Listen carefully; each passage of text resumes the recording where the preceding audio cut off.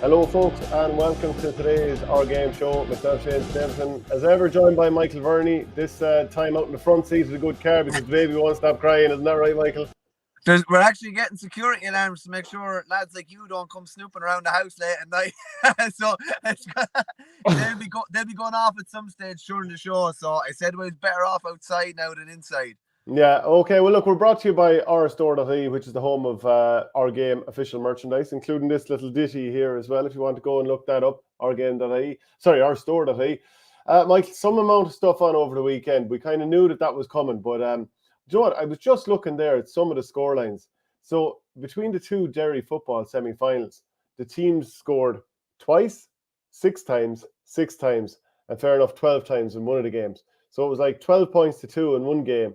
1-5-6 in another. And I was even looking at the Laois final, 7 points to 6. Mick Dempsey, former Kilkenny coach over his native St. Joseph's, beating Portlaoise. I mean, some of these games, we're going to talk about a lot of brilliant stuff, but geez, there was some games that would really test you.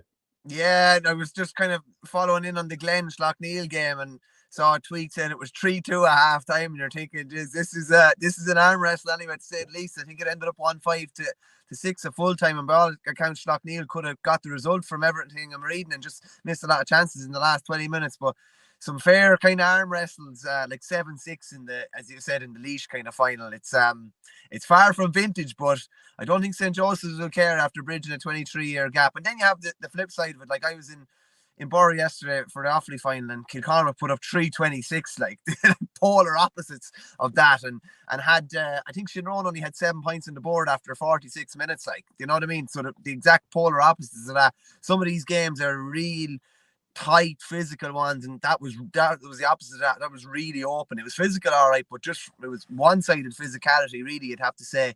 But like, you've been involved in bad games that you've won, and when you're celebrating Sunday, Monday, Tuesday, Wednesday, the score is irrelevant, and every hit is a score, every good hand pass is a score, and it's celebrated as such in front of the screen when you're playing the DVD that Monday or Tuesday night as well. So it matters little, and as long as you get your hands on the trophy at the end. Yeah, sure. Look, when let's say you're part of a team and you have a game and, you know, it was up and down, there was mistakes, whatever. Like, half the crack is when you watch it back and someone makes a mistake and the rest of the players just start laughing at you because you've done something stupid. Like, that's great crack. Yeah, well, see, the thing is, when you win, you just can. It's an incredible amount of laughter. Like, you get a right good cutting from the cooler boys over various bits and pieces, but it's because you won. Like, do you know what I mean? Yeah. The cutting, all of a sudden, if you lose, the cutting is very, like, self-destructive almost. Do you know what I mean? If you lose, like, I'm still getting cut by the boys in Borough 15 years later over John Milan, and it doesn't cut as much now. But if we'd won the game, I wouldn't care at all. But do you know what I mean? It's, if you win the game, any mistakes are, like, it doesn't matter as long as you win, really. And you could play terrible and you made one block or got a flick, and that's all that really is remembered, because the winners write the script and that's all that's remembered, really. How long after that scutcheon did the Burr lads start to say it to you? Oh, quickly enough, I'd say. Right. I think we were playing snooker one night. Like, you played snooker with me, but like, I haven't. The gloves weren't off really when we were playing. When we play snooker in Borough, it's like you're down in a shot and, like, you'll be cut deeply and you cannot focus on the shot. It's impossible. So I think we were down the social club in Borough one night, and I might have been trying to pot a big ball or something like that, and there was some sort of smart reference made, and all of a sudden it's open season then. And the key is as well, obviously, if you show that it hurts you, lads will go to town over and over again. Yeah. Okay, yeah. So like a few people giving out about us starting late. I'm sure you'll take that one on the chin. Verney must be changing Shane's nappy and giving him a bottle. We haven't got to that yet. Late starting. I hope it's not failing to turn up like the team of chokers on Saturday night. I wouldn't say that Ireland didn't show up on Saturday night. They were beaten by the worst New Zealand team I've ever seen, but they fairly gave it a right good go. I couldn't believe Sexton missed that penalty in the second half. Yeah, I was very surprised. Did you know what I compare it to? Just a couple of examples. It's like when Kilkenny beat Limerick in 2019. Limerick were the better team. They underperformed for a period of time, and Kilkenny played above themselves. I think that's what kind of happened the other night. But like to say that Ireland choked or lacked bottle, I thought they showed a lot of bottle, to be honest with you, and stayed trucking and trucking. I still even thought, sure, like they were inches away. Like, is Jordy Barrett, like for a 12, a centre to get the kind of the wraparound that he got on the line, that's kind of unheard of, really. That's like a kind of a forwards move, really. And it was just, they were inches away. I thought it was heartbreaking now. And I think anyone that takes satisfaction in it is a bit, I don't know, there's a few Who are you kinks in you if talking you're about taking. here? Like, who are you talking about? No, just a lot of people on social media, to be honest with you. A What lot of about people. locally in Bird? Do you think there's a bit of a split of some people who follow it and some people who there's the Schadenfreude going on? Nah, some. I think some people who are based in Dublin see a lot of the crap, shall we say, a lot more than people down the country, and they don't enjoy the the Irish guys and this kind of thing, and they take a bit of exception to it, and they're almost like, well, I was brought up down here where it's like this, and I'm up here and I'm seeing this, and maybe I don't fully buy in, but most of my buddies were totally behind it now, I have to say, and hoping that they get over the line. Yeah, geez, there was some amount of people freaking out when I put out the odd out tweet. I was watching the game and all that, but I have to say I'm not bought in. I don't like wish ill on the team, Ratton, but I could not be less bought in. And I've lived in Dublin 4 for a long time, obviously played out in Dalkey. But, so most of those people seem to love it or whatever. I just can't buy in. But if you can't buy in, you can't buy in. Like, do you know what I mean? That it was an unbelievable match. Like I was watching, well, it was excellent. And then South Africa, France last night was unbelievable. Still not bought in or whatever. But like if the Ireland soccer team lose, I love watching soccer as well. But like if the Ireland soccer team lose a big match, that one hurts. But Ireland losing rugby, for me, it doesn't hurt at all. It's kind of like, okay, on to the next thing. Well, what's for you is for you. Do you know what I mean? You're invested in something. Like, I'd be more invested in a snooker match than either of them, to be honest with you.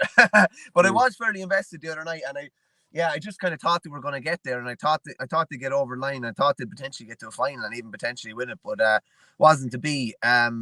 Is Sexton the greatest Irish rugby player of all time?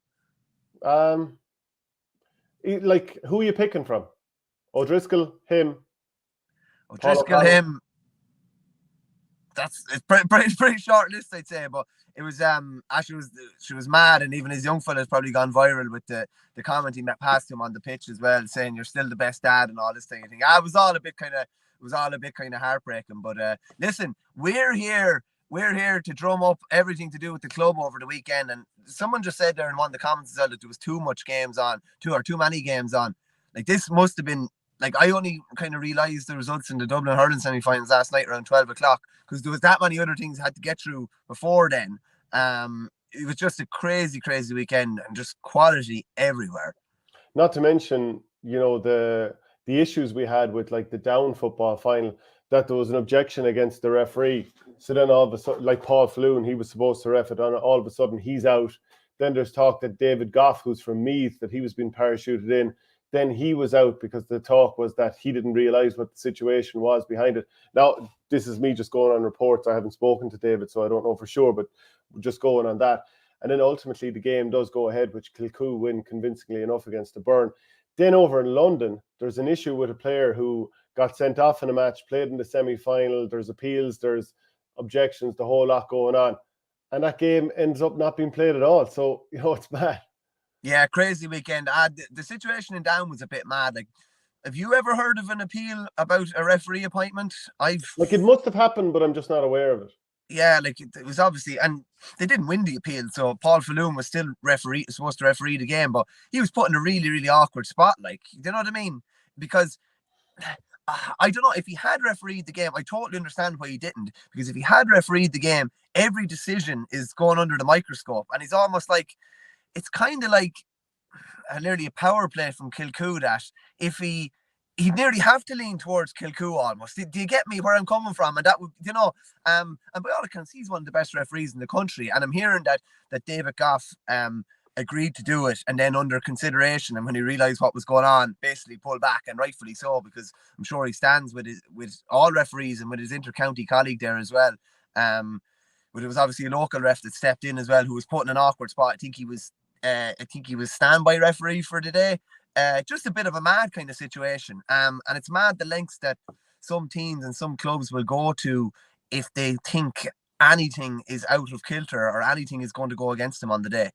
Do you know Conor Laverty, who's the county manager? He was playing in that match, and then you had Darragh Egan. Now he's wearing a Mayor Furna bib, but of course he came in the semi-final when Barry Hogan was red carded. So you actually had two county managers from 2023 who were, I presume, Darragh was ready to come on if needed.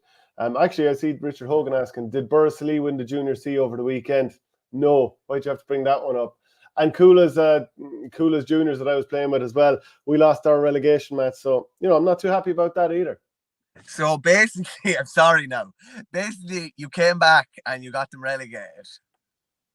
To be fair, the first game I came back for was a league relegation match, and we lost that as well. So everything I've touched, it's not quite Midas, is it? Including the freeze. Yeah. Look, I haven't been on the freeze since. We'll put it that way. Yeah. Just on that, Borough won the Junior B over the weekend. We kind of kicked off a crazy weekend around the town. The place was absolutely mobbed. And then Monday playing before the county final, and we'd John Malloy, son of the great Paddy, one of the best kind of singers in the country, singing the Hour on Naveen. I don't know if it's on the BurGA Twitter. It's outrageous. It was just like before he even started, I had the goosebumps in the back of me and the back of my neck, and then he started singing, and it's like it absolutely blow you away, just the level he was at. But that was kind of a mad weekend in Borough, a bad weekend in Boris, a bad weekend in Coola, a decent weekend in Borough now, I have to say. Yeah. Okay. So Porrick Gill says, and obviously looking to have a go at me, very poor attendance at the Tip County final, self-described as the most competitive championship in the country. What is going on? I'm just going to check what I saw. Shane Brophy of the Nina Guardian, he had tweeted what the attendance was. About 5.5, I think. Something like that. What was it in Burr? It was the guts of 7 in Burr for a standalone game, which is pretty good now, and it's like well ahead of any county final in the last 10 years. That was in O'Connor Park, I might add, a bigger venue. It would be well ahead. I think there was the guts of 11.5 in Cork for what was a double header as well. Yeah. So 5-4 was at the Tipperary final, which isn't great. And I just actually refer back to an earlier comment there and wonder about the amount of underage games. So like River Power says, way too many games on, lads, under 17, county final, under 15, same day, senior final, come on, county board. Now, I'm not sure how much of that was a factor in Tipperary over the weekend, but like, still in all, compared with club rugby, how many people are showing up to that? Nobody. Yeah, no, the only thing I'd say about, like, I think, like, the county final day, if the county final's at 2:00, like, you cannot have any fixture, if they're playing underage fixtures, it has to be probably 10:30, 11:15 at the latest thrown in. Like the marquee games, everybody should be given a chance to attend. That's like why, like I was down at, what was I covering this year? I was covering a Walsh Cup, a Northern Walsh Cup game between Dublin and Westmeath, with Kilmacud players involved for Dublin, while the All-Ireland Club final was thrown in about an hour later in Crow Park. Like, I just think for the big marquee games within the county and even nationally, we need to try and clear that day a bit, play the games days before or whatever, give people the opportunity to get to these games. This, at the end of the day, that is what every hurler in Tipperary aspires to, is to play in the Tipperary senior final. And every young hurler is looking up to that, and everyone should be given a chance to go to it and see what's on offer.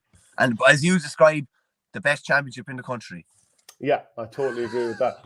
Do you know what? We did the power rankings last week. Let's just have a quick little look at it here. Ballygunner number 1, that doesn't change. Shamrocks, Ballyhale, maybe they've kind of served notice that they should be back at number 1 because of the way they hammered the village. Na Piarsaigh, they just about squeaked through. Loughrea, gone. St. Thomas's, obviously, they're still rolling on. Schlockneil, we don't have to worry about them. They're through. Thurles Sarsfields, Killadangan will have something to say about that after drawing. Naas won their county final. Cushendall won. Ballyboden are still going as well. So we've gotten a bit wrong, but we've got a nice bit right as well. Shane, correct me if I'm wrong. We got a hell of a lot more right than wrong there. I mean, you pushed hard for Loughrea. We know that. I did. I also pushed hard for Loughlin Gales, who didn't make the 10 and are in the county final now. But I think we did okay there, to be fair. Looking into the globe, like, and trying to see what was going to come over the mad kind of weekend. Also, kind of Yeah, I still think the Well could actually win Limerick and did a brilliant performance yesterday. But I don't. All in all, now, given everything that was on the line over the weekend, I think we did okay. Yeah, did Brophy's boys get the job done on Saturday? Asked Richard Hogan. That's Shane Brophy, who's involved with Luradura, who were trying to get promoted up to the top tier of the Tipperary Championship. They drew the final, the Senior B final, or whatever you want to call it, in Tipperary against Thurles Sarsfield's second team. So they'll have another bite of the cherry there. Conor Heaney says, people have more things to be doing than sitting in a cold stadium in October watching lads pucking a ball. Jeez, are you not into the sport, Conor? I mean, isn't that the whole thing, warts and all?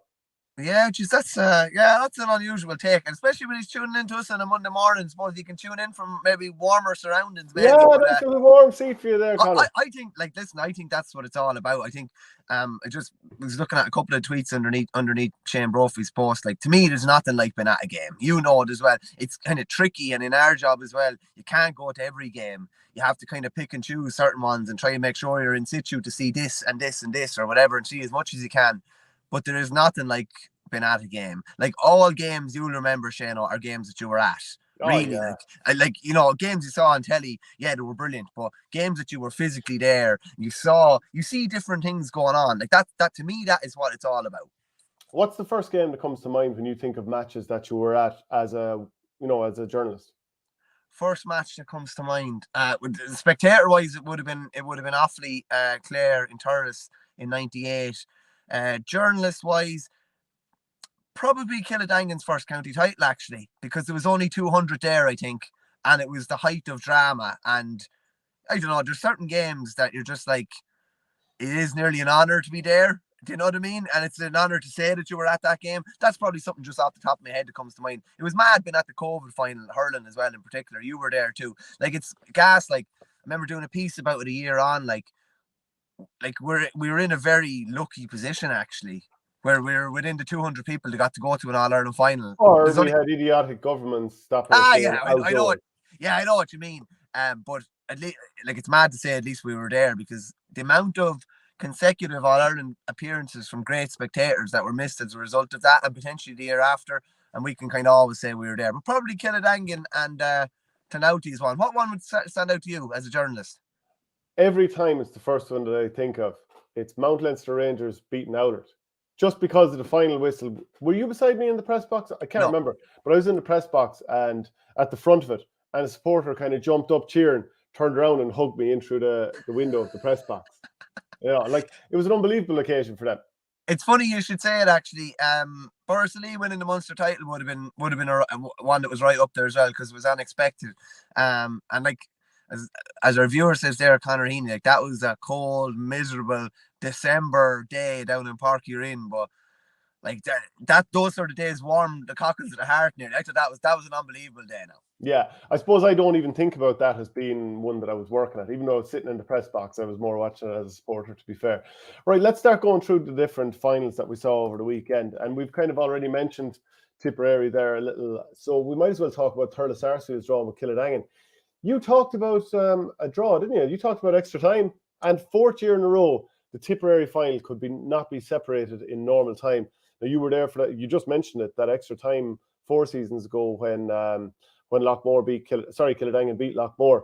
But this is the third time since that we're going to have a replay. So what do you make of it going to a replay, seeing as you're a big penalties man? I have to say, like, when the full-time whistle went yesterday, I wasn't entirely sure were we getting extra time or not. And I was disappointed because, like I always say to you, it just lets the air out of the tire a little bit. We had drama. We had a brilliant game. 2 teams getting absolutely stuck in. And I wanted to see it go all the way. Like, Saturday night, we saw the Pearship go to penalties against Doon. It only added to it for me. Now, I'm not in there. I'm not suffering from it. But I love watching it. Yeah, I wasn't blown away by the quality of the penalties on Saturday night, I can tell you. Yeah, I don't know. Scottery? Yeah, it wasn't hectic now. The only thing I'd say about, I think the fact that Tipperary ended up in a draw and will go to a replay, it'll probably get even. Like, I know it was on telly the other day, but it was nearly, apart from being on telly, it was nearly missed amongst everything. Whereas there won't be as much going on probably in a fortnight's time when it is. I imagine it's a fortnight's time. I think it is anyway. 29th, yeah. Yeah, do you know, it'll probably nearly get more coverage then. But it's mad that they've finished 4 finals in a row. It's like the 12, 13 14 All-Ireland senior finals. Then we haven't had one since, and we hadn't had one in years before then as well. Same could happen in Tip. Real dramatic finish though when Willie Connors put over that long range point. I don't know if you could see it, but they showed it behind the goals and definitely looked like one of the Turles lads was getting sick on the 45. That's what it looked like to me anyway. And there was another fella down as well. And Turles had control of the ball just before that, and kind of was an errant kind of pass, and a draw was probably a fair result. Paul Flynn's kind of goal probably pulled Killidangan back into it. Like the run from Sean Hayes and the flick while in motion as fast as he was, like it had to go straight to hand or Flynn wouldn't have had time to finish it, and he finished it absolutely beautifully. And we've really talked him up, how just like he's a top class club player, and he delivered again the other day, like 1-3 in a county final again, and the goal, like they wouldn't have got a draw without that, and it was crucial. Paul Flynn is inevitable in county finals. Like that performance. Remember when Lockmore were just all over Killidangan 3 or 4 years ago? He was the one who just, he made the difference. They wouldn't have been in that game without him. The way he finished that goal, like some people you see him get into one-on-one situation with the keeper, maybe 12 yards out, whatever it was, defender coming, and you're like almost expecting him to mess up. It was like, I had no doubt, even for a split second, that he was going to finish it. And like you mentioned, Sean Hayes, he was very good. And he didn't put it across Paddy McCormick as well. He actually put it to the near side and just to his Paddy McCormick's like right leg down low as well. I thought the standard of finishing, Shane, as well, and I know we'll chat about it in a minute, but how good is Aaron Gillane at finishing now? Like how good, like if he gets a ball on the 21, you're just thinking, yeah, he's definitely going to score. The vast majority of times it's going to go low now. And his game has gone to a completely different level as a result of that. Like 4 or 5 years ago, he was maybe making a hero out of goalkeepers, and now he's just so clinical. I just wonder what did people make of the quality of the games over the weekend. I really enjoyed doing against Napiershig. I thought Napiershig didn't quite play at the level that I usually expect from them. And maybe it was like, and this is a Doom team that's without the likes of Josh Ryan and Richie English. And I always thought that game was going to be one-way traffic. And I was delighted to be wrong because, the exhibition we saw from the likes of Darragh O'Donovan, from Adam English, just brilliant, brilliant stuff. And obviously there was some big players on the Napiershig side, but they just weren't quite the same way. But the Tipperary final as well, I thought the quality was really, really good. I'd like to know what people thought as well. Like on both sides, you had huge work rate. You had no real bogeys on either side. You know the way you often look at a team and think, how are they going to do in the provincial championship? And you're like, 1 or 2 bogeys will be caught up with as we get into the nitty gritty. But like, I think whether it's Thurles or Killidangan who go in against the winners of the Clare final, which we'll find out soon when Crusheen play Clonlara. But I think either of those Tipperary teams will feel good about, especially at home, winning that. And then, are you still plumbing for Ballygunner to come through the other side? Yeah, of course. Yeah, definitely. Yeah, definitely. Now, I didn't think the first half of the Tip final was hectic, Shane, I have to say. Thought it was a bit dead, and Paul Flynn referred to it after it being a bit dead. Probably a bit similar to last year's final, but really like took hold in the second half, and it was as tense and tight and everything you want about a county final in the second half, I thought. But sometimes a game is tense and tight, but skittery, not that high on quality. I thought this was tense and tight, but not for a lack of quality. Now, maybe this is me hyping up Tipperary a little bit, but, I would have said the same about some of the games that I watched in Kilkenny over the weekend in Limerick, that I think across the board, maybe it's because club teams are getting more time together now because of the split season and what have you. I think the quality seems to be going up a little bit across the board. There are some bad club games, and at the top of the show, we talked about some low-scoring games, but I think the sort of quality of teams and players individually seems to be coming up a bit. No, I'd agree with you as well. And I think like they're obviously with each other for longer, have their county players for longer and a sustained period. I also think there's better quality coaching going on at club level now as well. That's all been amped up. And plus you have a lot of guys involved in inter-county setups coming back into club setups because the split season allows that as well. Chatting Donal O'Rourke about that recently. He's the Cork coach. He's obviously involved with the Borough and he's involved with De La Salle. And like I do think the quality of coaching has increased greatly as a result of that, and the quality of hurling has increased as well. Yeah, so I see a comment here about Billy Seymour's point out in the sideline. It was savage. Laid on to level it. Jeez, we just saw some great scores across the board. Just that Tip final, just to give you the scores if you hadn't seen it. Aidan McCormick, he scored 11. 2 of those are from play. Stephen Cahill, as ever, he popped up with 3 points. Darragh Stapleton the same. Connor Stapleton with 2. Then Owen Purcell, Billy McCarthy and Sean Butler with 1 each. Paddy Creedon, who'd been drafted back into the side, Tipperary panelist, he had probably a tough enough day at the office. He didn't score and was taken off late on. Kildangan, 7 points there for Billy Seymour, one of them from play, 1-3 for Paul Flynn. Sean Hayes. Wouldn't be surprised if Sean Hayes is close enough to call up to the Tipperary panel, at least to sort of physically, Shane. Yeah, physically, like he was running away from lads. Joe Gallagher, I thought, was excellent. Geez, the way he bulled a couple of lads out of it after winning a high ball, which ultimately led to that goal that Sean Hayes fed in for Paul Flynn. That was huge. Alan Flynn, very good. Decky McGrath got a point. Dan O'Mara, Andy Lecnan, Willie Connors. Like, Willie Connors has gone through hell with injuries in this last probably year and a half. Like, he's doing well to, considering all of that, to be able to come in and make an impact. And at the other end of the pitch, as far as he's concerned, he's normally midfielder or in an attacking position. He was deeper and did really well. Yeah, it's unusual. He could play corner forward, as Paul Flynn said after. He could probably play anywhere from corner forward to corner back, and that was kind of the case yesterday. It was a hole to be plugged, and he plugged it fairly well, and he put over the point. He was nearly on his own 45. It was a beautiful strike of the ball, and from Kildangan's point of view, a guy that's been struggling with injury, as you said, probably for the last 18 months, to have got those minutes into his legs, you'd imagine he'll come on again for the next day. And he'd be even more of an influence the next day, you'd imagine.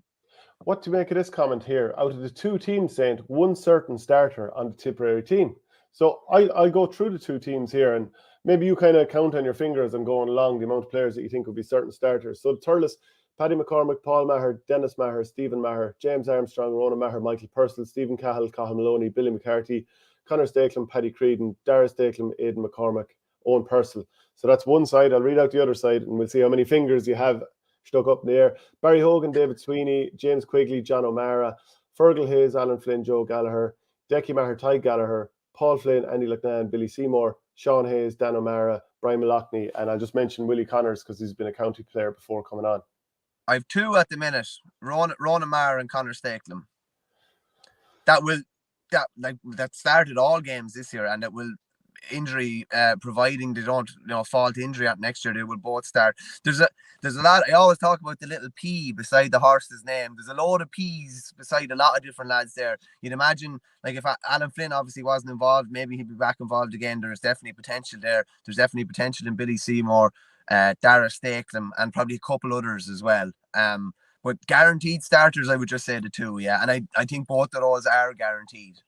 Isn't that interesting, though, that, like, I'm there saying, geez, this is a really good quality Tipperary final. And I suppose it feeds into the point that club is improving, something that we said for years. If clubs had more time to train collectively, rather than getting the odd week of a window here and there to squeeze in a fixture, that collectively they can all improve.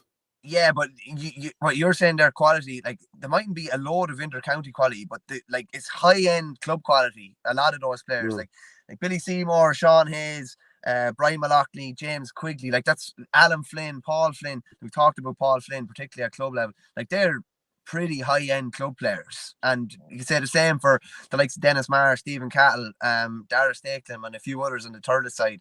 The quality would be high. You don't have to have 10 inter-county lads playing to have a quality club game. Yeah, ML89 says last year the two county finalists in Galway had no starters for Galway who were finished this year. Did none of the Conor Cooney, he didn't start against Limerick the last day out, no? No, there was no one from Loughrea or Thomas's starting when Galway play in the starting 15 against Limerick, which is mad. That's quite something. And actually, when you think about it, the amount of teams that are in county finals or get through to provincial championships that don't have county players is quite high. No wonder then the likes of Ballygunner, who, if they were all lining out for their county, you could have 7 or 8 starters for Waterford, and the very best players on the Kilkenny team are Ballyhale players. Surprise, surprise, they go on and win so many All-Irelands. Yeah, it's mad, isn't it? Yeah. Yeah, it's like when you have a concentration of the talent in one club, it leads to domination locally, and obviously it leads to domination in the club championships as well, beyond their own county. So, yeah, that Tipperary final, Paddy Maher said afterwards, we were only beaten in the replay 2 years ago by a point again. It's a great opportunity. A few lads are playing the first county final. Hopefully that will stand and bring them on a good bit. A few lads will be disappointed with their performances, which is good as well, because they're getting another opportunity to play in a county final. There are lads who would bite your hand off for an opportunity like that, and we're getting another one at it. So, yeah, I think that'll be another good final in a couple of weeks' time. But, yeah, like, to go to 60 minutes and not have a winner 4 years in a row is quite something. The relegation final was also on in Tipperary, and I was watching the stream of this, and it was tense in the last couple of minutes. JK Bracken beat Upperchurch Drumban 18 points to 114. And look, it could have gone either way, and there was, you know yourself, in a game that's decided by a point, a little break here and there can change things. And late on, JK Bracken's just found a way to keep out Upperchurch a week after beating them in the county football semi-final. God, Upperchurch must hate JK Bracken's this week. Their 25-year run at senior level is over. That's got a bite. Yeah, that definitely hurt a hell of a lot. They'll be sick of the sight of them after last week. And like we played Upperchurch up and down with Burr, and they're a very, very good side. Even we played them even when James Barry was away and playing with Tipperary, and they were still a brilliant side, and they had a good system, and they were hard to break down. Yeah, I wouldn't have been tipping them at the start of the year to get relegated. I'll put it to you that way. They've generally been a really competitive team in recent years. Yeah, since Paddy Cadell has come back from injury, and the likes of his brother Connor has come back from, I think he was in America, they've been a different team. You know, battered Drum and Inch in the county championship, the final group game. The likes of the two Cadells, Lyndon Fairbrother, his free taking was huge. And this was without Shane Doyle for 35 minutes of the match. He was red carded in the first half. Andrew Ormond was good as well. I know he was somebody that Tipperary were looking at previously, but I think he did his cruciate last year. Then the Premier Intermediate final. I said Senior B earlier, but it's the Premier Intermediate final. Laura 215, 118 for Thurles' second team. Intermediate final. I was watching some of this as well. It's mad the amount of games that you'll be watching. Borlahan Duella 315, Golden Kilfeacle 15 points. Are there many clubs out there who wear entire green? So Golden had green jersey, green socks, and green shorts. Do Ballyhale, when they're wearing their green, do they go all green? I can't remember whether the togs are green. I have a feeling there's a decent chunk of white in there as well. I can't actually remember, to be honest with you. There's still a decent bit of white because Andy's is usually in white when they're wearing the green strip as well. Yeah. It's not great. Look, it's not great on the eye now. No, well, actually, it looked well for Golden. I thought it was a nice little kit. Borlahan Duella, then they've the blue and then the gold sash going across. I was actually thinking the other day, how many teams out there have sashes? There's what's the team in Kildare that's nicknamed Sash? Is it Moorfield or is it? I'm not sure off the top of my head. Sarsfields could wear a sash, do they? Did they wear a green sash? Drumcullen definitely wear a sash in Offaly as well, and are referred to as the sash. It's Sarsfields in Kildare. Yeah. Actually. Coleraine wear a sash. Yeah, they do. Yeah, white and green sash. Yeah. Catnip says, Jizz, like Tipcast on here. Well, come on, it was a Tipperary county final, and we did jump in and out to other county championships. And then the junior final as well, Clonty Rossmore 113, Ballynahinch 2-9, so a 1 point win for Clonty. The Limerick semi-final, so we know after the semi-finals now it's going to be in the Piershig against Patrickswell, who last met in the final in 2019 when Patrickswell won. But in the Piershig, 223, Doon 29 points after extra time. I think I'm going to double check how many penalties each team took, because I did sort of a running order as the game was going on. But you wouldn't have favoured Shane Dowling, not because he isn't a very good hurler, obviously he is, but like he's only recently converted as a goalkeeper. So to be thrown into the penalty shootout, that's not something he would have experienced too many times. No, he obviously played for the second team, I think, last year, maybe the year before, even in goals. But to step up to senior level and kind of be the hero really at the end of it, and made a couple of good saves. I did hear Marty Morrissey refer to one save as a cat-like save, and it was definitely not a cat-like save. It was, I don't think he had to move his feet even. And I wouldn't have been blown away, as I said earlier, by the standard of penalty taken. But this is, I think the semi-finals in Limerick were gas. I think if we were to go hand on our heart and say which one would have been one-sided, we 100% would have said the Piershig and Doon would be one-sided. That was not one-sided. That was anything but. That was nip and tuck right till the very end, right till the last penalty. And then Patrickswell and Kilmallock, which we were expecting after that group game, that epic group game earlier in the year. Yeah, we were expecting there to be absolutely nothing in it, and the Well blew them away. But on Patrickswell, they're obviously still without Will O'Donoghue. I know the word was that if they got to a county final, they'd be hoping to have him back. He obviously has had no hurling done. I believe actually now what I'm hearing is that he picked up the injury in the All-Ireland semi-final and did very, very little between the semi-final and the final. But he's done no hurling now in the guts of about 3 months by the time they get to the final. So whether he'll be on point for that final, I don't know. And particularly if he's hanging in around Keane Lynch or someone like that, he'll have to be on point.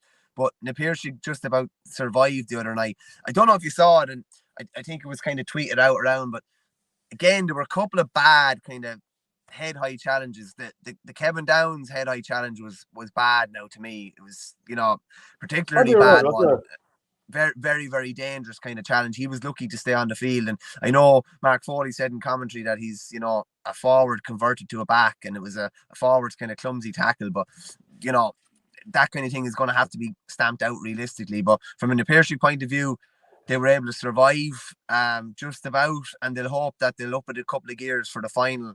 On the flip of that, then, the Well were absolutely sublime from start to finish. And I know we talk about the three-man men, and Gillane lit it up, and so did Lynch, and so did Burns. But they have a decent little supporting cast there as well. Jason Gillane in goals. He's a Dara Higgins as well, up in around the middle of the field. Great striker of a ball. Kevin O'Brien as well. That's going to be a tasty final. And the Well are they're going to the Well at the right time anyway, because they are on point going into that final, and they're definitely the better of the two teams in terms of form going into the final as well. John Crawford says here that Dowling played in secondary school goals in the Harty Cup. So keep getting your comments in. We love getting stuff like that. Makes all the difference to the show. That knowledge that we know that so many of our viewers have, we can't cover everything. We definitely won't. There'll be things we miss. So keep stuff like that going. Yeah, there was 7 penalties each. They weren't the best penalties we've ever seen, but 4-3 for a finish. A fair play to Shane Dowling, because he had a chance on the 5th one, I think, to stop a penalty. Can't remember who was taking it for Doon at the time. Might have been Cormac Ryan.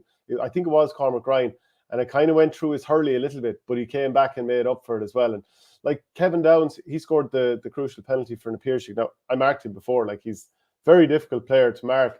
And yeah, I'm not sure if centre back, maybe it was just yesterday, but I'm not entirely sure if it suits him, because obviously they're rejigging things, putting Ronan Lynch, who was previously centre back up to the forwards, and putting him into centre back just to rejig things. And you obviously get it from that point of view, but be interested to see if they keep that going. Maybe they're too far in the season to change it up at this stage. What do you think? If Will O'Donoghue was coming back and fit and ready to go, and you could throw him centre back, albeit maybe up against Cian Lynch if they decided to try and exploit that. But if he was fully fit, you could see how you just do that little simple switch. But maybe they just have to work on what they have. He'd go in six, no problem. But given who he could be coming up against, and he's not going to be fully fit, no matter how much he has done, you'd probably be putting him somewhere else, maybe out around the middle of the park, maybe. But it's clear, it's gas when a new manager comes in, and the Apirshi are obviously looking for inches after the Ballygunner defeat. They're obviously brilliant, but they were in the game. They were brilliant for 40 minutes, and then they were kind of ground out in the wind-up. And Shane O'Neill comes in, and Lynch has gone from wing back to up the forwards. Downs has gone from full forward, centre forward to back in defence, and just trying to find something a little bit different to make things click, and maybe find a couple of points that they need to find. But going into the final, you'd have to say that the Well are probably going in on better form. Now, you do know the Apirshi are capable of an awful lot more, and you'd imagine it was a bit of a no-show from them in that 19 final when they met the Well. And I know they won last year, but I'm sure they'll still be swarming from that one as well, and they'll want to right a few wrongs there.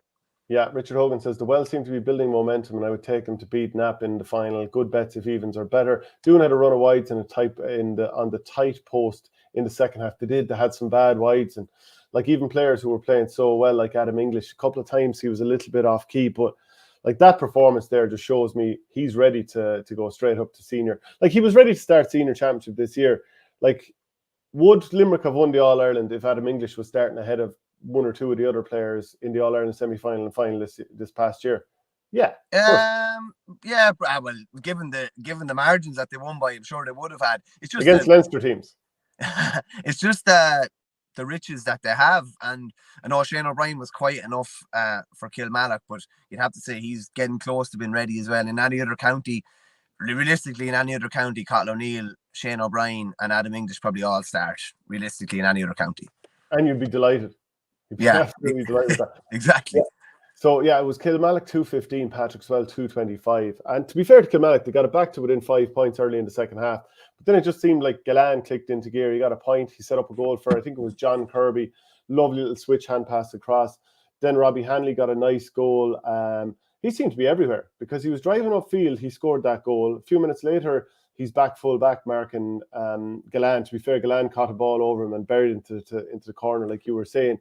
But then Hanley was up the far end and got his second goal towards the very, very end of the game. So he was everywhere. And you'd have to say, Gillane scoring 112 from 13 shots. Still didn't get man of the match, though. So, what is it about Gillane that no matter how good he is, or no matter how much he does, people don't automatically give him man of the match when he's like, surely 112 is enough to win man of the match. Or like, I feel like I'm going against the Graham when I'm saying give him hurler of the year there. Like, he's obviously, worth it at this stage. It's almost like people root against him or something. Yeah, well, there's still a debate around hurler of the year on his body of work.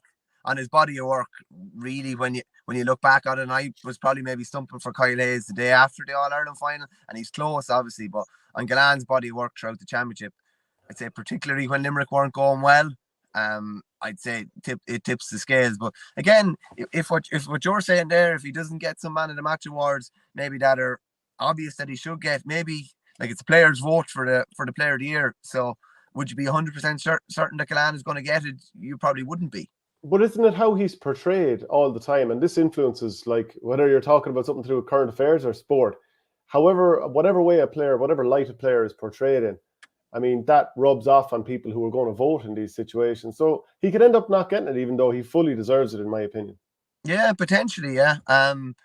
It's probably like, if we're to go what percentages, I think it'll be of the three of them, just say, we'll say getting votes, I'd say it would be, 40 something percent Gillane, and the rest split between Burns and Hayes. I'd still imagine Gillane will probably just about get it. And I think on the balance of the play throughout the year, and some of the things he did were out of this world, really. Like the highlight reel from his summer alone, really. John Crawford says Cathal O'Neill and Grode Hegarty are both junior for another year. Seamus Flanagan is nearly down, but won his intermediate relegation battle. TJ's body of work over the whole year should put him in the frame for hurler of the year. What do you think of that? Well, it depends. Like, if they're talking about body of work with the club and bringing the club into it, yes, probably. And if you're looking at what he's doing now, yes. But like, realistically, for Kilkenny, he played the 5 games in Leinster, the Leinster final. Leinster. The quarter final, the semi-final and the final. He was good in the semi-final. He was quiet in the final. I wouldn't think he'd be an all-star this year somehow. Depends if you want to take other factors into it in club action. That's probably a different story. That is a different story altogether. But that's not what the all-stars. It's gas. Like, the league is of no consequence in the all-stars. Like, zero. Unless someone absolutely lit it up and then had a good championship but was knocked out early, and maybe they might get a nomination. But it's not on a body of work, unfortunately, lads. It's basically all around provincial finals, All-Ireland semi-finals and finals. Yeah, Talaman says, well, Gillane and Hayes wouldn't have good reputation outside of the sport. Well, whether they do or don't, actually, if you're including body of work for the year, surely what Gillane did for Creve Celtic earlier in the year, kicking soccer, surely that has to count for something. Catnap says, no, and no, TJ is not in the conversation for hurler of the year. Fergus Butler, he wants to talk about 2 recent county champions relegated for senior football in Derry over the weekend. Owen Rua, my own club, 2010 and 2018 champions, and Ballinderry, 2011-2013 over the weekend. And Cassius says, don't think TJ gets an all-star given county form. Not that he was bad either, but he doesn't reckon that he'll get an all-star. No, it's funny. He's in vogue at the minute just because he's absolutely lighting it up with Ballyhale. It's gas, like, and I wonder, does that have any influence on selections? Obviously, they're being selected at the minute, but like, when you're lighting it up at club level and you're kind of in the public consciousness a good bit more, aren't you? Maybe than other players. He's given himself a fair chance to be selected, but to be fair, as good as he is, I don't think he deserves an all-star this year for what he did with Kilkenny. Boys, if you vote for the all-stars, no, it's voted by the players. Oh, no, sorry, that's player of the year. No, we're not on the all-star committee. No. Should be canvas for us. I think personally the All-Star 15 should be selected in a live OurGame show every year where we trash it out. If it takes 5 hours, it takes 5 hours. Just like the way we tried to do power rankings last week, which, I'll bring it up again here. It's kind of, it can be hit and miss stuff here. That took us, how long did that take us? That was last week now, folks. About half an hour. But the only thing is, at least like with the All-Stars, it's the end of the season. We didn't have to look into the future. Yeah, PWell74 says Gillane has scored a goal in nearly all Limerick Club Championship matches so far. That final is going to be, that should be a killer of a final. I'd say the two teams will horse each other out of it. Well, you're probably looking at Mike Casey on Gillane. Who'd be on Burns? Burns would be in around maybe Ronan Lynch. Keane Lynch, will Kevin Downs follow him, or will they bring back Will O'Donoghue? Who will pick up Peter Casey? Yeah, no, that's going to be a belter of a final. Yeah, absolute cracker. The Kilkenny Senior Hurling Championship semi-finals also were played over the weekend. O'Loughlin Gales are going to face Ballyhale Shamrocks in the final. O'Loughlin's against Bennett's Bridge. That was really, really tight. There was only a goal at the end from Owen Wall. That was in stoppage time that, pulled them clear. And do you remember before the game, we were talking about how little Bennett's Bridge had been scoring in terms of overall scores. Once you convert goals to points, then obviously it came up that little bit higher and allowed them to win games. But they had something like, was it 7 or 8 goals from the two previous games, but they were scoring like 14 and 12 points. This time they got 22 points, no goals. I mean, obviously Hugh Lawler back there, full back, it's going to make it tougher for Liam Blanchfield. But it was the Loughlin Gales who got the goals, 3-16. And I'd say Bennett's Bridge, they're going to be hurting after this one because they were good. They've been in the final before, so it's not like, that they'd have any nerves more so than anyone else would. And yeah, that just kind of has to hurt for a finish. Mark Bergen, he got 8 points, but Owen Wall certainly the hero with 2 goals. Yeah, his goal at the end, didn't really look like there was a goal on when he picked up the ball, and he just has that bit of pace. He's obviously, as Nicky said in the show a few weeks back, he's playing with Waterford United, and he's obviously a bit of a finisher. He got a hat trick. He got a hat trick against the Village in the Shield final a couple of weeks ago as well. Just a really, really good finisher. And that was, they actually had a chance just before that from a Paddy Deegan kind of long ball. And Bennett's Bridge probably didn't deal with it. And rather than, I think there was a point in it at the time, was there? But Bennett's Bridge had a chance to get the ball up the field, weren't able to get the ball up the field. And Owen Wall stuck in the back of net, real good low finish to the net. And that was kind of all she wrote. I've kind of just been chatting to a few people on the ground, even in O'Loughlin's, and just even hearing from, how they were going in the challenge game circuit earlier on in the year. And by all accounts, things were humming really well. And they were brilliant in the county final 2 years ago for about 50 minutes and definitely gave Ballyhale as good as they got in the physical stakes.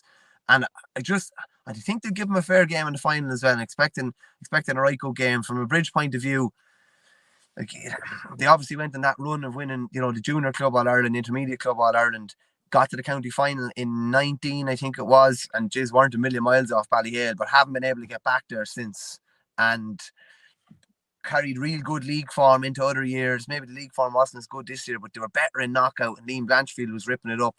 But despite putting up their biggest probably points tally of the year, they just weren't able to hit the net, and O'Loughlin's got the couple of goals that made all the difference. Catnap actually says, all in for a St. Fernie Select All-Star mega broadcast, but you have to get some counselling for the anti-Corkness. Potentially anti-Clareness too. Anti-everybody. Yeah, no, we hate everyone. But just, when you look at that defence for O'Loughlin Gales with Hugh Lawler at 3, Paddy Deegan at 6, and then I wanted to come to the cynical tackle by Jordan Malloy, who was very good for O'Loughlin Gales, and I don't blame him for doing it. But Liam Blanchfield was running through. There was a goal on. Sometimes you can be going past the wing back and a goal is clearly on. And about 30 yards out, rugby tackled him to the ground, like full on, climbed up on his back, wrapped his legs around him, and wrestled him down to the ground. And it was a free. It was a huge turning point. If the rules totally allow for it, Jordan Malloy, if I was on his team and he was, closest guy to Liam Blanchfield and I was his teammate, I'd be roaring, take him down, pull him down. You would too. And I just thought it was a perfect example of, yet again, why we haven't gone far enough in the rules. Obviously, the black card isn't in a club level. But again, the black card doesn't go far enough. Rugby tackle like that, anywhere on the pitch, should be a penalty and a yellow card. That will stop players doing it. Why would that ever happen? We were told, the D and inside the 21 in a goal-scoring situation, that's when it's a penalty for a cynical foul. But that just shows the rule doesn't go far enough. If I was on my own 21 late in the game, we were a point up and the other team was breaking away, the only reason I would ever think of rugby tackling is if I'm worried about them getting a goal at the other end. The rugby tackle doesn't happen unless a team's worried about a goal, so that's why it should always be a penalty. Turn again. Yeah, but listen, the deterrent that's there at the minute is non-existent. There is no deterrent whatsoever. So people are just going to keep doing it. And as Joe Butler says, well done, Jordan. He's an O'Loughlin's man. I remember a couple of years ago we played Belmont in a quarter final, and similar instance, they got a break, and there was a couple of passes or whatever potentially going to lead to a goal chance, and they needed a goal to win it. And I don't know whatever was going on with me that day, but I didn't take them down. It didn't enter my head at the time. I don't know why it didn't. All of a sudden they got a goal, and they knocked us out or whatever. And I just remember someone saying to me that night, like, "Jeez, you did well, whatever, throughout the game, or whatever. But jeez, I couldn't believe you didn't take whoever down or whatever." And that's the way it is. And they're kind of the margins, really. If Blanchfield hadn't been taken down, Bennett's Bridge are probably looking at a county final this year. But you have to take that off the table for lads. You just have to take that option off the table. Lads will stop doing it if the punishment is as severe as it should be for something like that. Which really, like, it has no place in our game. But until they make the deterrent strong enough, it will continue to have a very, very strong place in the game. Yeah. Philip says, did one of you say Patrick's well of 300 a year and passengers? Definitely not.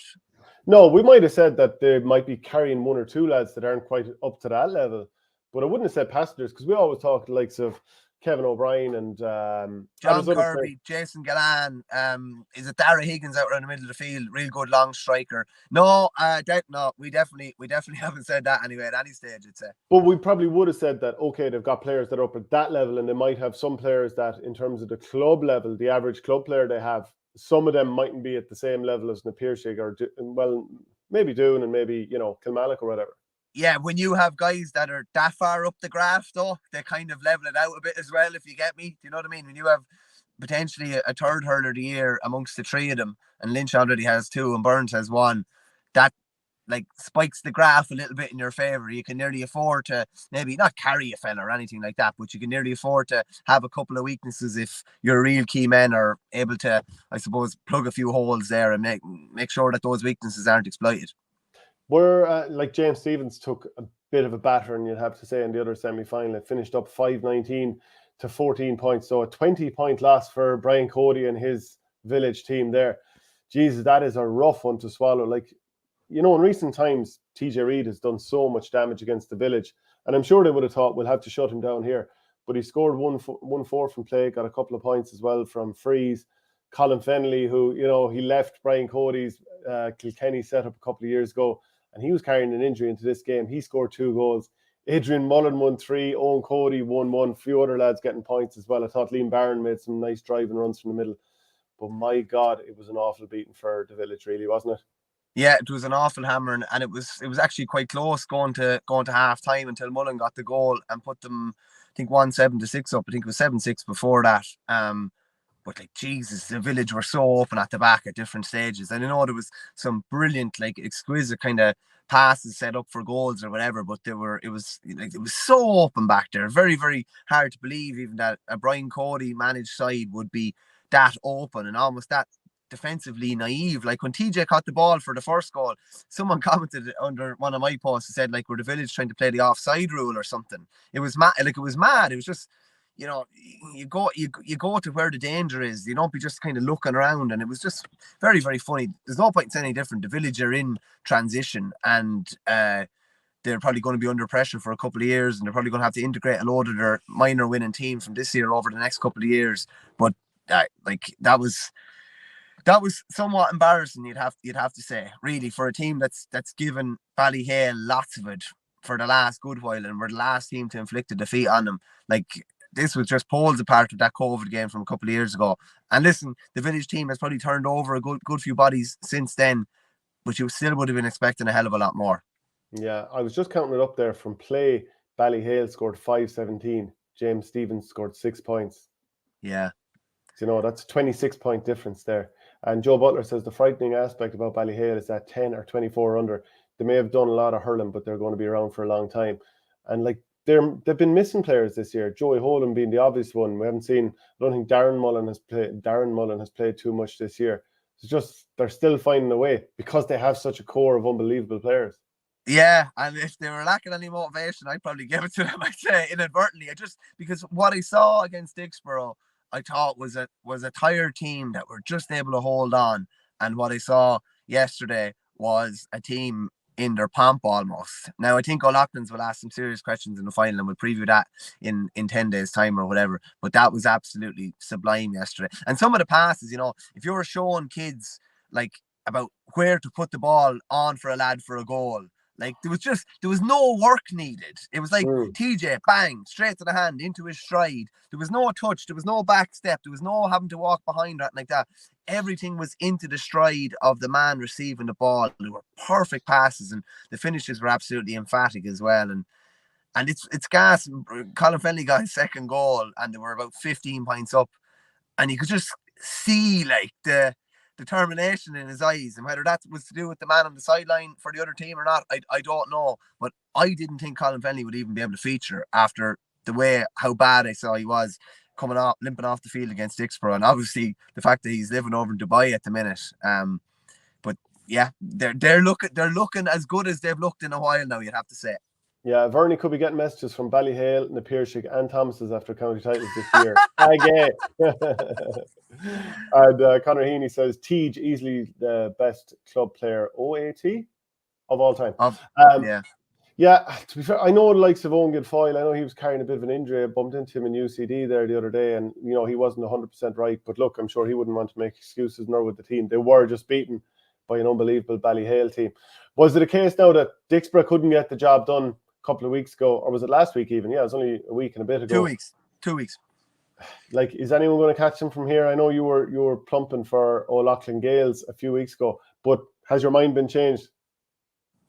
Not really. No, I like, it's the same as if I like a horse, I'd follow it over a cliff, like even if it's to my detriment. I still think O'Loughlin's will give him a good run. I have to kind of maybe analyze the game a bit more and be see who's serious.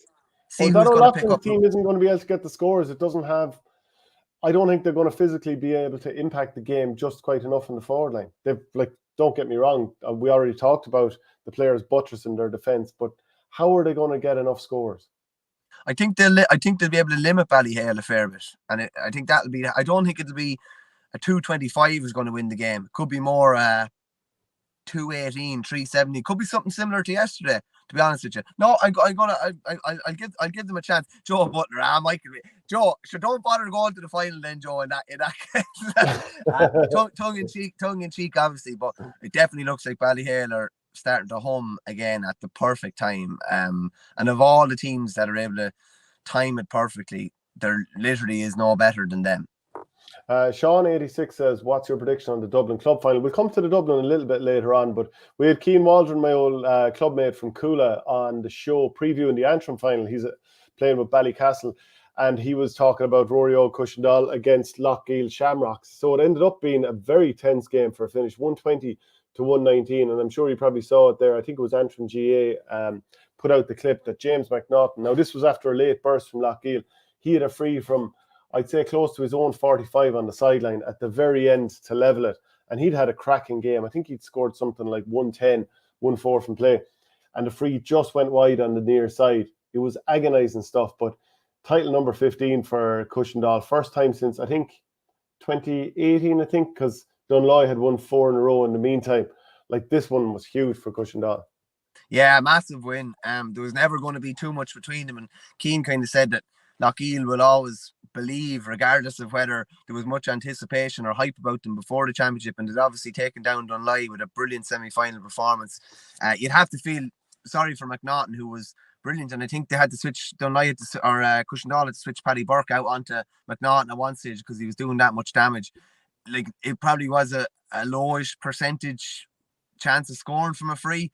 And it was just a pity. It was obviously the last puck of the game when the puck out was taken, and all of a sudden Cushendall are champions. I think it's Neil McManus is 7th, and like, they're going to fancy themselves now of obviously going on a run. It's looking like them and Schlockneil, for the Ulster title. Definitely, if they draw dependent, I'm sure it'll be an Ulster final if they're on opposite sides of the draw, and both will see it as a massive opportunity potentially to get to not just a semi-final but potentially to an All-Ireland club final.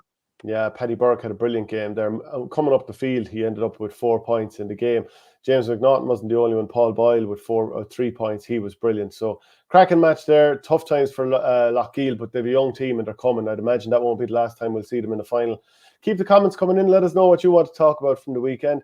The Cork final was on over the weekend, and I think, Sarsfield's, it has obviously been a tough enough season for them, losing the legend that is Teddy McCarthy, but I'm sure they're just so happy that they were able to honour him by winning this, and I think they went down to the grave afterwards and everything, so it was a great tribute to the man. And it wasn't easy against Middleton, but they got over the line. So congrats to them. Yeah, listen, like the scene of the lads, bringing the cup to the graveside and all. I think Kilcoo have done that in recent times as well, and plenty of other clubs. When there's been a big bereavement, a big personality or a big character within the club, like that'll mean so much to them. They would have seen it as like it was the guts of a decade. I think they were waiting for a county title for the quality that they have. They wouldn't have viewed that as good enough, and it was kind of getting back to the final was nearly the monkey off the back. They kind of think they had a right good chance once they were there, but it's so difficult to get there. And brilliant display, and I'm sure they're singing down in around that side of the city this morning. Yeah, Aaron Myers, he scored 12 points, 4 from play. I think it was only late on when they got on top, and it's their first title in 9 years. And I think Teddy McCarthy was part of the backroom team with Bertie Oak Sherlock, I think, when they won the title in, when was it? I think it was around 2014. No, sorry, 2008. They won it for the first time in 51 years. I think it was Dennis Hurley who was writing about this in the Cork Echo. So Teddy McCarthy was part of that. Then they obviously won it in 2014. So again, you look huge one to win it again here. They don't. We played them in 08 in a practice game actually, and the great Pat Ryan was controlling things middle of the field with the Black Cooper, no face guard, and the chin strap. And big Michael Cusson was playing full forward for them, all 6'7" of them. It's mad. You would have thought they would have picked up a good few county titles since then, but 9 years, a hell of a long time for Sarsfields to be waiting. Yeah, we played them as well. I remember marking, I can't remember where the game was on, possibly somewhere in Kilkenny, possibly Johnstown or somewhere like that, a bit of a halfway point. And I was marking, wasn't it Keane McCarthy who was the guy who played in the half-forward line for Cork around then? Big unit. Yeah. Catnap says SARS are not in the city, Verdi. Apologies. There's that many of them in the city. I clearly got a bit mixed up. Apologies. Yeah, top 3 in Antrim could win every something championship in Ireland, every county championship in Ireland, Barclay, Kenny and Waterford, with Ballyhale and Ballygunner. They'd definitely be thereabouts come final time. Super club teams. Would you go along with that? Anything bar Waterford and Kilkenny. I'll definitely win Tipperary anyway. Where else? Limerick. Yeah, I'm not sure if they'd win Limerick. They would be thereabouts, realistically. And as Keane said on the show last Thursday, the standard is ridiculously high. And I just love the whole carnival atmosphere around the games as well. Even the fact, since they've been played in Corrigan, it just seems to be absolutely wedged in there. It seems kind of real. Hostile is not the right word, because there's no team playing at home or no team playing away, but it's just real kind of manic almost. And it looked for every bit that way yesterday as well. Yeah, I think their top 3 teams would probably give very good games to the top 3 teams in most counties. Yeah, and to be honest, I'm not. Yeah, I think just across the board, there's great standard in most county championships. There's always a couple of teams that are good, but then you have the likes of Ballygunner and Ballyhale who have, whatever way they're producing players, they produce such quality that they end up having a load of county stars. They're the sort of exceptions, and everyone else has just got a nice little spread of even teams. But these teams are just, another level altogether. But do you know what? In Cork as well, there was the replay. Well, I suppose it was refixture really of the Cork Senior A Hurling Championship semi-final. So this is the second tier in Cork. Blarney and Bride Rovers had gone to penalties the week before, but because Bride Rovers, I should say, who won on penalties the first day out, briefly had 16 players on the pitch, and this was for a late ball going in. It was real Glen against Kilmacud Crokes stuff. There was actually a replay call for by Blarney. They got it, and they ended up fairly well paced in Bride Rovers in this game. So they flipped the result from the week beforehand, 3-15 to 112. Mark Coleman, he scored a penalty. Shane Barrett, he scored a goal. And Keane Coleman as well. I think it was Keane Coleman. He scored a goal as well. So they were up to 3-4 to 8 points ahead at one stage and pulled away from there. And former Limerick hurler, I should say, Gavin O'Mahony, he's the coach of Blarney, and he was talking about the replay afterwards, and he said, we missed most of the first week training. We didn't know the outcome of the appeal until late in the week. I think maybe the few extra days off did them no harm. The first game was as physical a game as they've been involved with. They were sore, obviously the extra time and penalties too. They enjoyed themselves for a night or two, a bit of a distraction to what was going on. This week, from a training point of view, it was more from the shoulders up. It's not an easy thing to do, to be tied up in that. It's unfortunate for Bride. It's not a nice experience. To be fair to our lads, the players were driving this. They felt a small bit hard done by doing that. They put a extra bit of pressure on themselves to perform and step up today. Thankfully, it came good for us. You kind of just wonder, with the Glen and Kilmacud, like what would have happened if they had played again. You just don't know. But yeah, it's kind of mad. It was a fair reversal now from two teams going to penalties to a fairly emphatic win for Blarney, you'd have to say. Yeah, what do you think, folks? Did they deserve it? I mean, if you were to be really kind of fixated on the rules, probably did. I'm not sure if the player actually had any intervention while there was 16 on the pitch, but love to get your comments in. We'll talk about the Offaly final. It feels like it's taken us ages to get to the Offaly hurling final. Yeah, but look at what we've like. This was as regards quality, you won't get, like we've talked about hurling for the hour basically. Like the quality and within the counties that we talked about as well, like it was absolutely outrageous over the weekend. I think it's mostly football next weekend. We would probably never have a more action-packed hurling weekend than we had last weekend. Yeah, so the final was back in Burr for the first time since 06, wasn't it? 06? Yeah, 06, yeah. And like, it's brilliant to have it back there in St. Brendan's Park, which is nothing against O'Connor Park and Tullamore. And obviously I'd be taking the mick and all that left, right and centre when it comes to Burr. But great to have it back there. But I would have to ask you one question. AstroTurf in the goals for a county final, in the squares, I would have a little bit of an issue with that. Yeah, I suppose how I would explain that is... well, it's irrelevant how you explain it. You shouldn't have a county final with that. Yeah, no, I've never heard any of the goalkeepers giving out about it or anything like that, to be honest with you. But basically, how we will explain that is every other county final in this country, to the best of my knowledge, is played in the county grounds. So that's the county grounds, and county officials and all look after it, and they've professional groundsmen or whatever. We host the county final in our club. That's all. Within our club, there's nothing. We don't get anything from the county board per se. It's just lads within the club looking after the grounds. And basically, the goalmouths were being destroyed over the last good while. And we don't pay someone 50,000 a year to look after the pitch or anything like that, or whatever it is. So that made most sense to us to basically preserve the pitch and preserve that area rather than being destroyed every year. And I can understand it's not to everyone's liking or whatever, but I've never really heard anyone that's played complain about it or anything like that. So that's basically all I can say about that. As regards the occasion, it was jammed about an hour before throwing.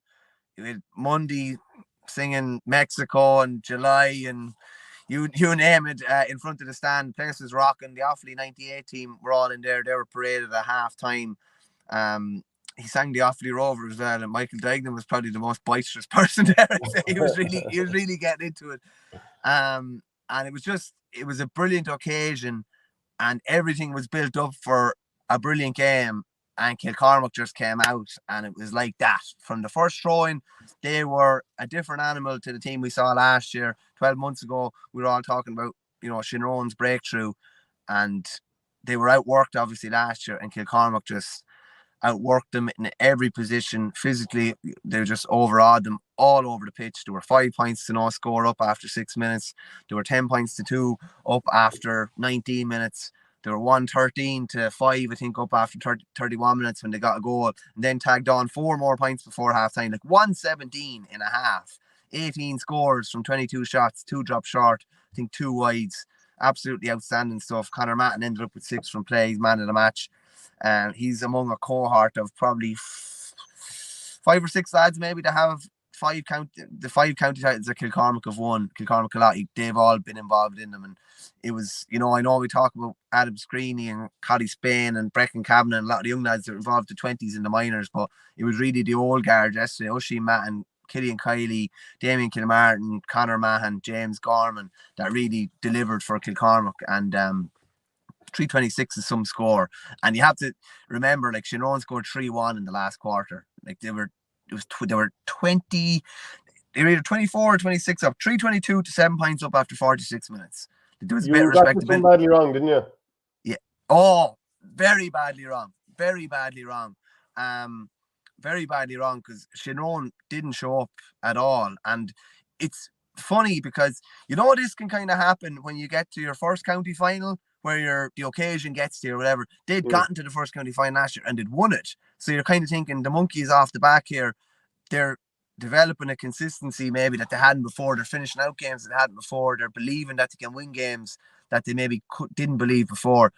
But they were beating all ends up. I'd say Darren Crane on Adam Screeney was the only one that maybe won his battle or broke even How in old is his he battle. actually? I was wondering how old that lad Martin Screeney was.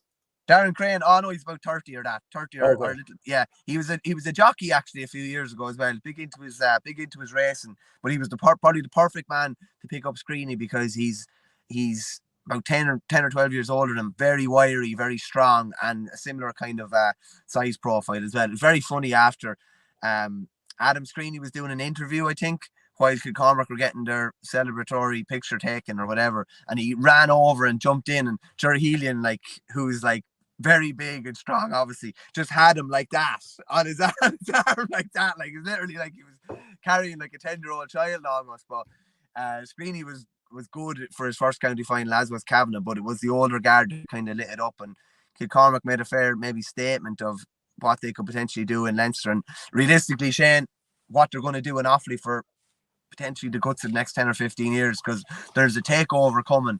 Most people would have said there's an opportunity there for a couple of teams, maybe Burr included, Ballinamere, Rhinus and a couple others, Shinrone, to step through a door maybe that's ever so slightly ajar at the minute before Kilcormac take over all this underage dominance and even winning the Senior B this year.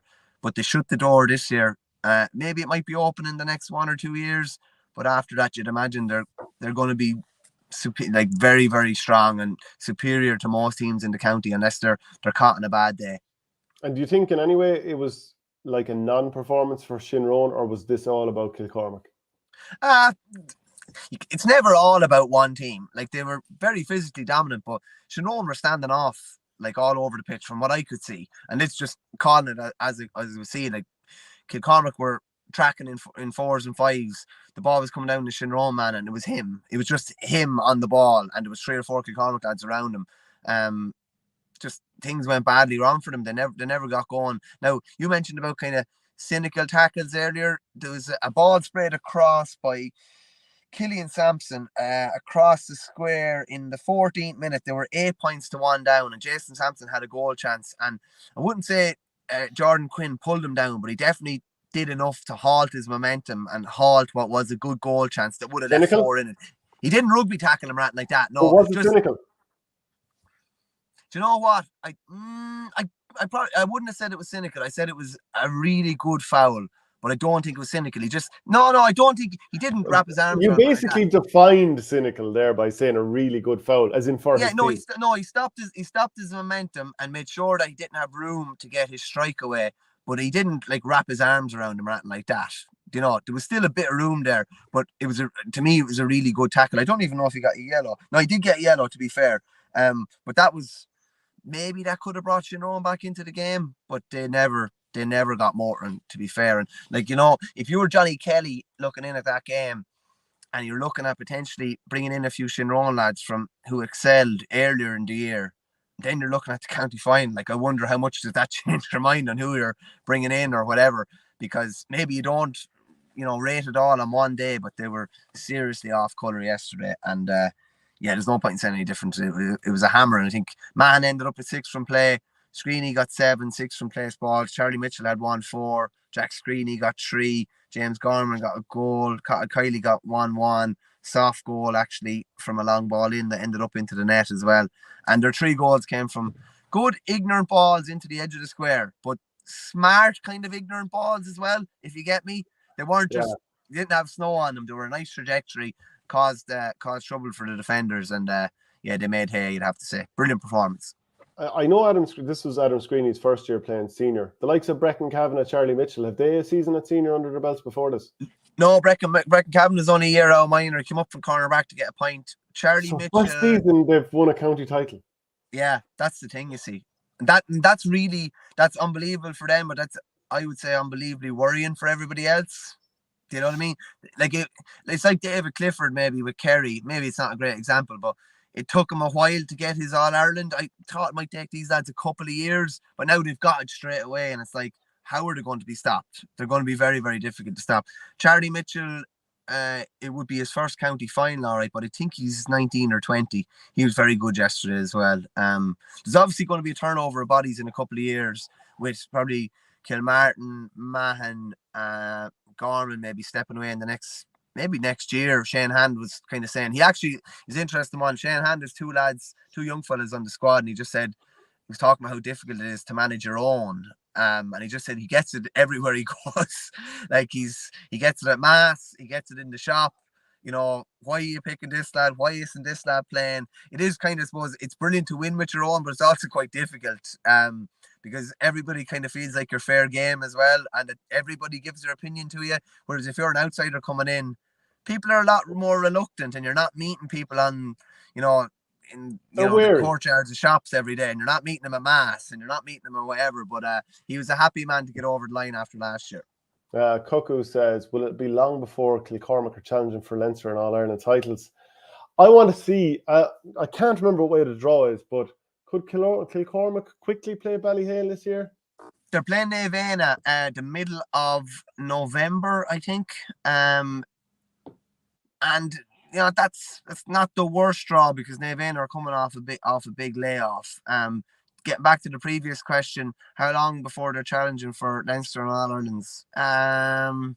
They could challenge for Leinster this year, but before they're consistently doing it, probably 4 to 5 years, I'd say. And I think they'll be consistently doing it. Like the Offaly under-20 fullback James Mahon didn't get a minute yesterday. Right. That's what we're talking. Just if we're going to fly through a couple as well. Like he's really good anytime I've seen him.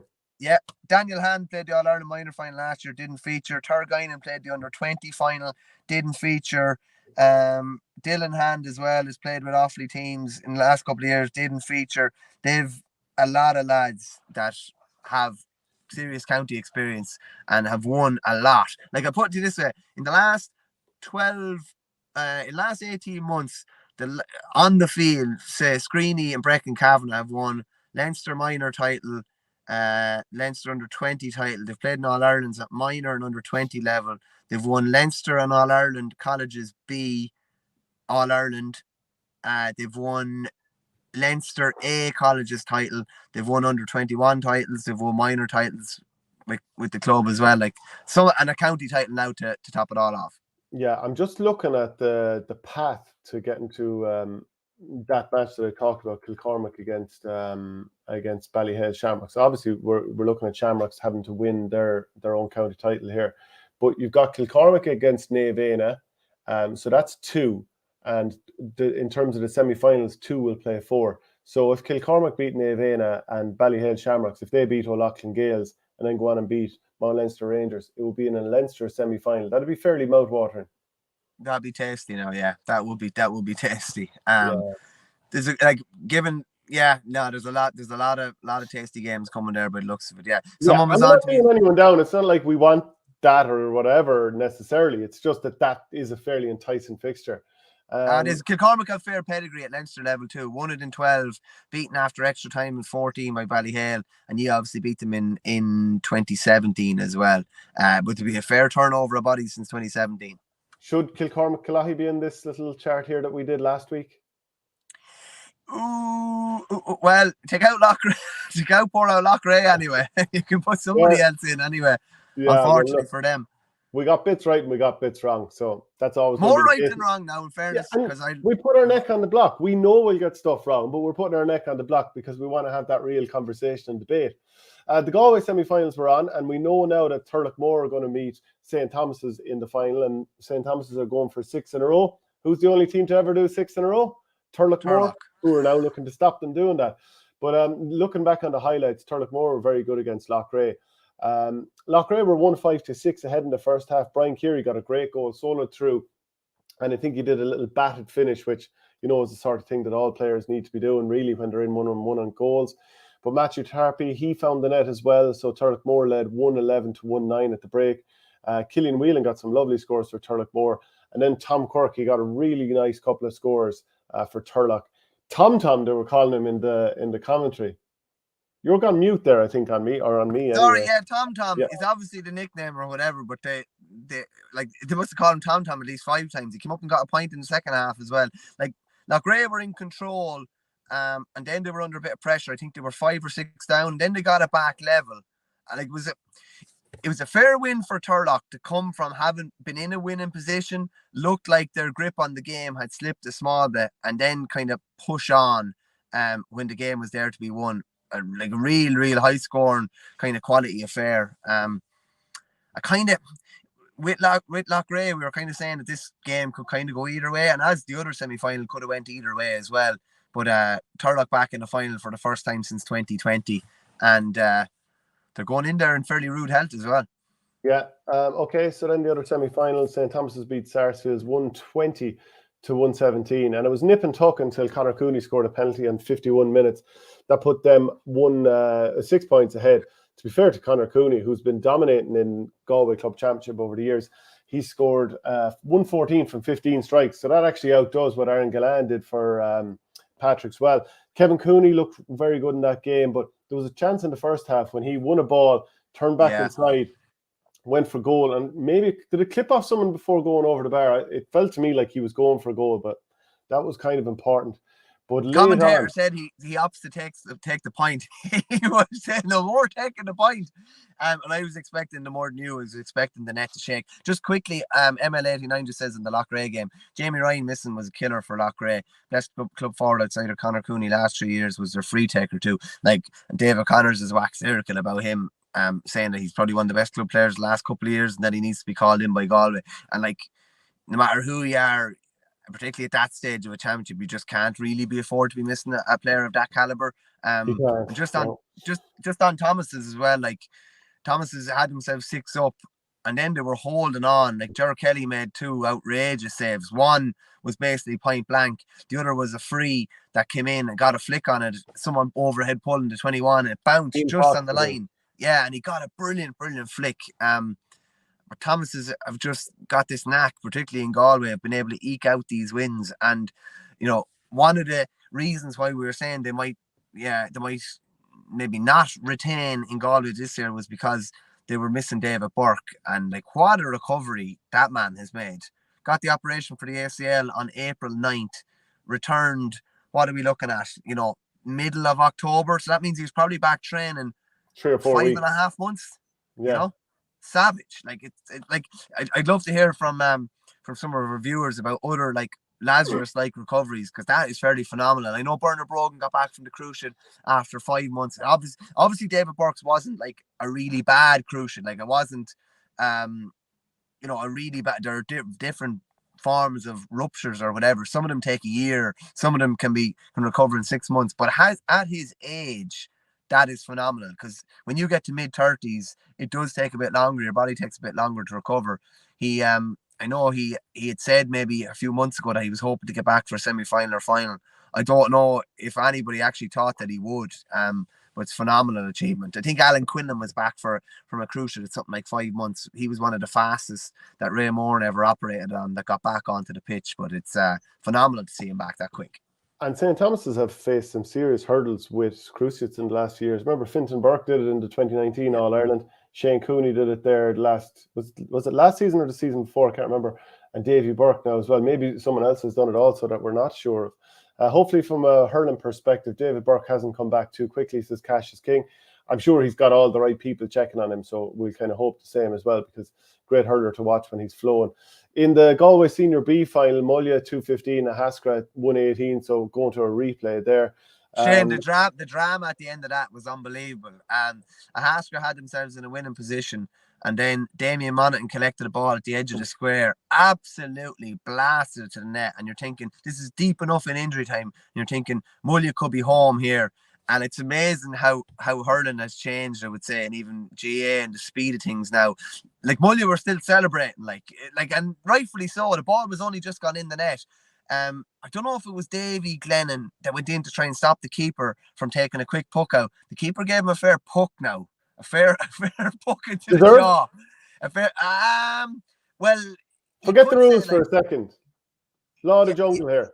Yeah, well, you could say like is that not being very, very cynical? Like that would probably be a black card as well. Kicking the ball off the tee in football, or stopping someone from taking a puck out, or standing on a free could be viewed as very cynical. But the umpires kind of had the hand up but left it on.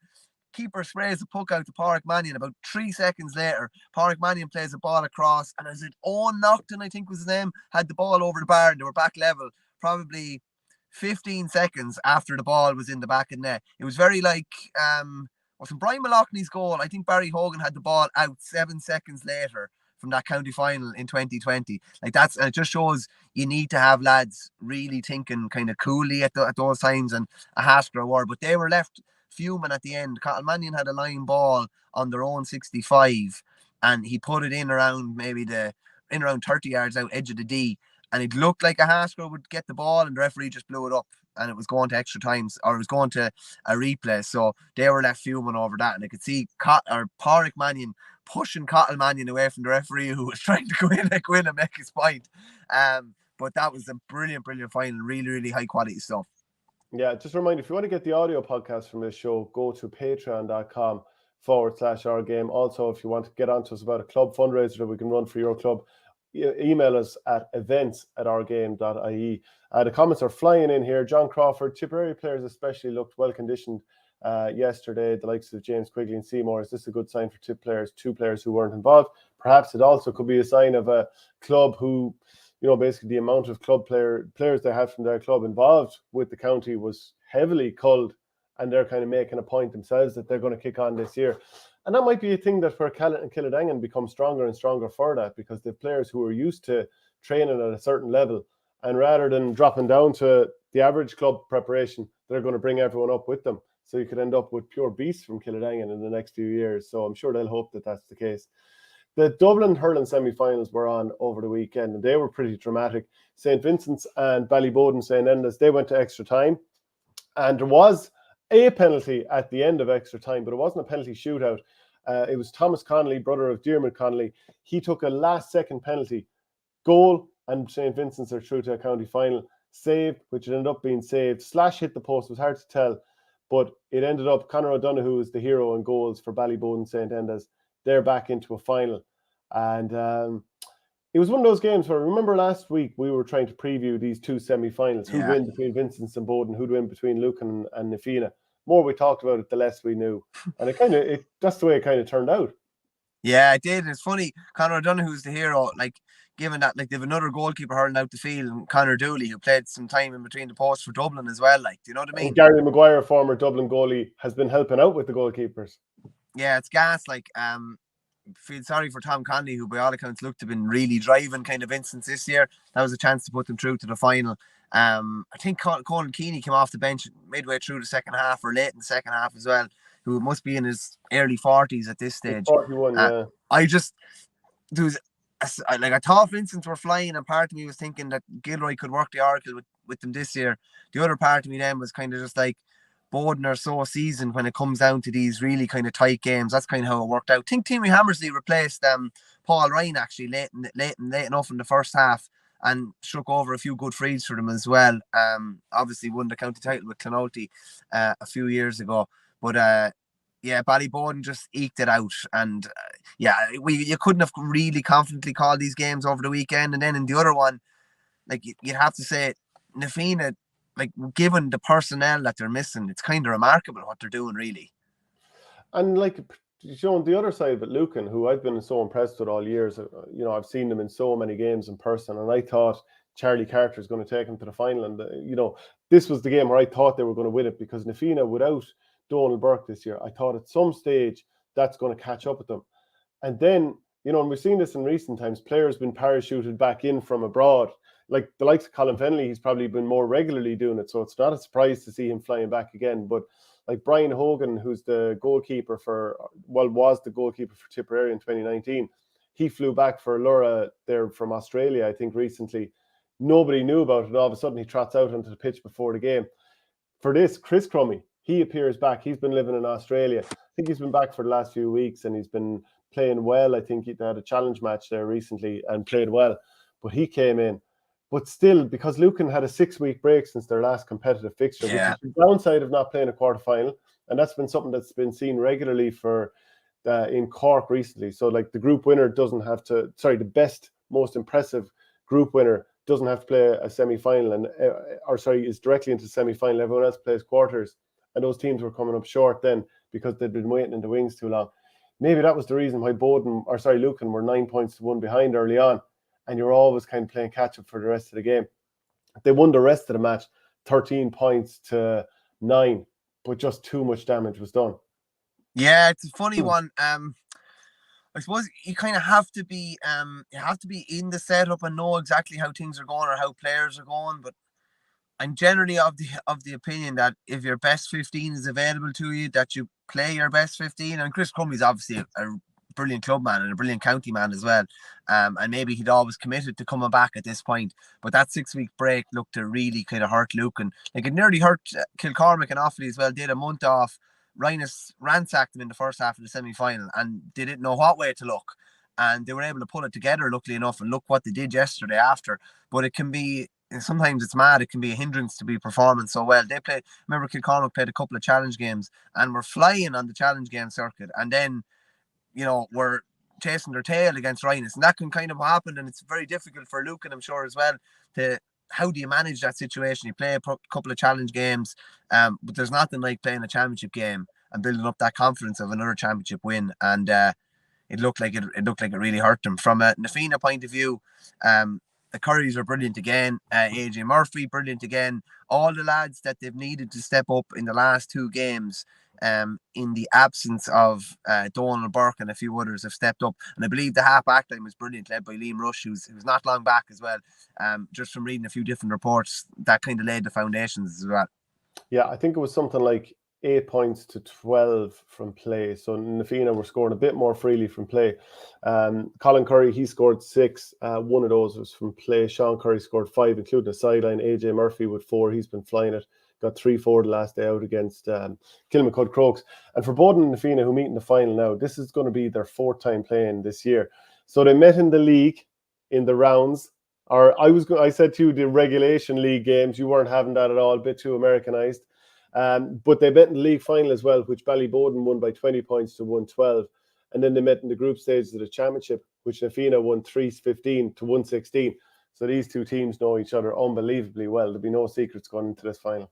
No, I wouldn't imagine so. Yeah, it's kind of funny one. When you've only played once and one of the teams has won by a significant amount, it's nearly like the underdog or the team that was beaten nearly has a little bit of hunger or whatever to right or wrong or whatever. When they've met 3 times, yeah, there's no secrets known. Again, very, very difficult game to call. Nafina team looking to get over the line, and went really, really close, coming up against a Ballybowden team who, when they're there, generally know how to get over the line. And they're obviously going for the double now as well, which is mad. And if they weren't going for the double, maybe Colin Pascal, who scored 3-5 in a Leinster semi-final a couple of years ago, would feature. But football's next weekend, hurling's the weekend after, you never know. Yeah, well, look, with the Bursley blood that the Pascals have, why not get them togged out for the hurling, Just then, as well, David Curtin is manager of Ballybowden St. Enda's. Always very honourable man on the field, I thought as well. So he will be mad to drive them over the line in this match. So Kyle Dove scored 11 points in Ace, 3-13 in the Kildare final. It was we never really thought this was going to be in doubt, did we? No, not really. You have the Leinster graphic there. Naas are playing someone that's a tricky one, isn't it? A quarter final. Was it the Westmeath team that they're playing? Let me just bring it up here. So Braharney against Dublin. No, Naas are going to be against Cameras. Yeah, tricky enough now, to be honest with you. You'd be a brave man to call the Leinster final parents. But hey, listen, we might do it on Thursday's show for the crack, and go through it. But in fairness, yeah, Naas 5 in a row in Kildare.